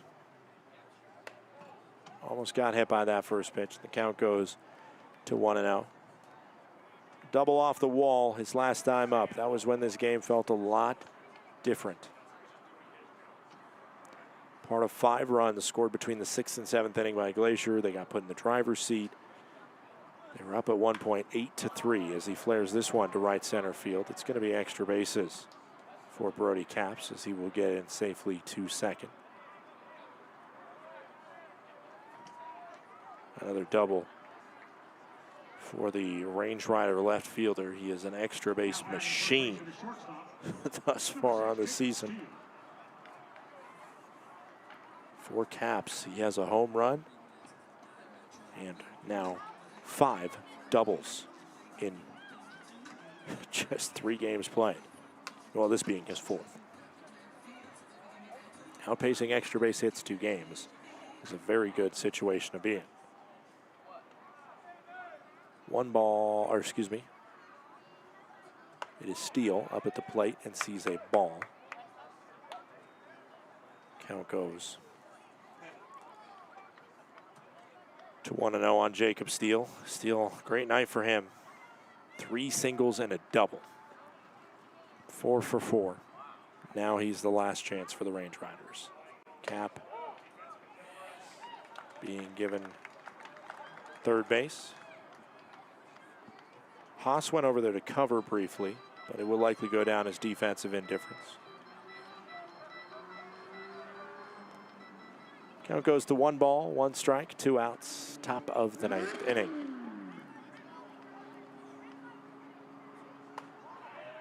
Let's call the ball on the outside.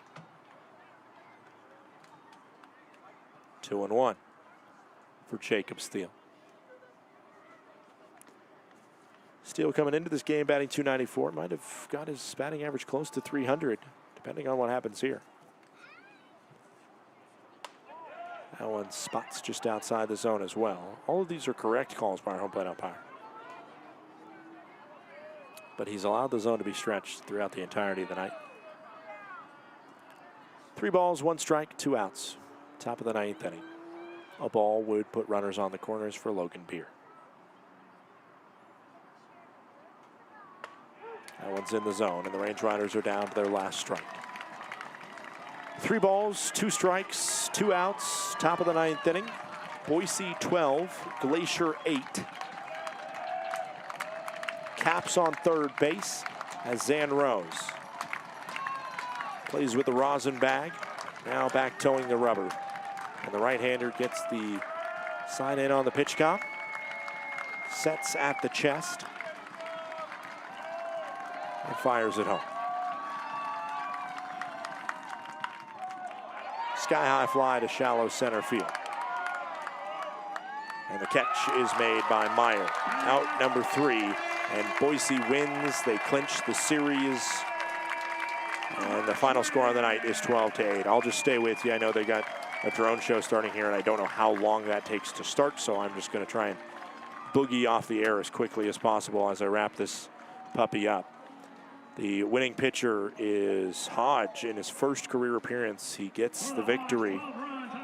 There was also 2 earned runs against Sullivan in 5 innings. Wild allowed 5 earned in 1 1/3, and Zan Rose does not get the save, but he does throw the final inning with a clean sheet. Housley gets the loss, allowing 4 earned runs in 1/3 of an inning, 1 strikeout and 2 walks. Just over 3 hours of game time here, and the Range Riders come up just short. As I look around the league one last time, it's final scores from everywhere except Modesto. Oakland beats Red Pocket 13-9. Missoula beats Great Falls 15-9. Long Beach beats Ogden 10-3. Billings 21-7. A football score as we are now in the month of August, so apt from the Mustangs, 21-7 over the Idaho Falls Chuckers, and it's Modesto 12, Yuba Sutter 0 as we head to the bottom of the 5th in Modesto, California. That'll do it for today's broadcast. A huge shout out to everybody that makes this game possible, including our technical director back in the HTN studio, Christian Banda. For all of us here at the Glacier Range Riders, we hope to talk to you tomorrow at 1:05 p.m. with the final game of this series between the Glacier Range Riders and the Boise Hawks. For all of us again here at the Glacier Range Riders, my name is Scott Gladstone. Please have a great rest of your evening and stay safe out there.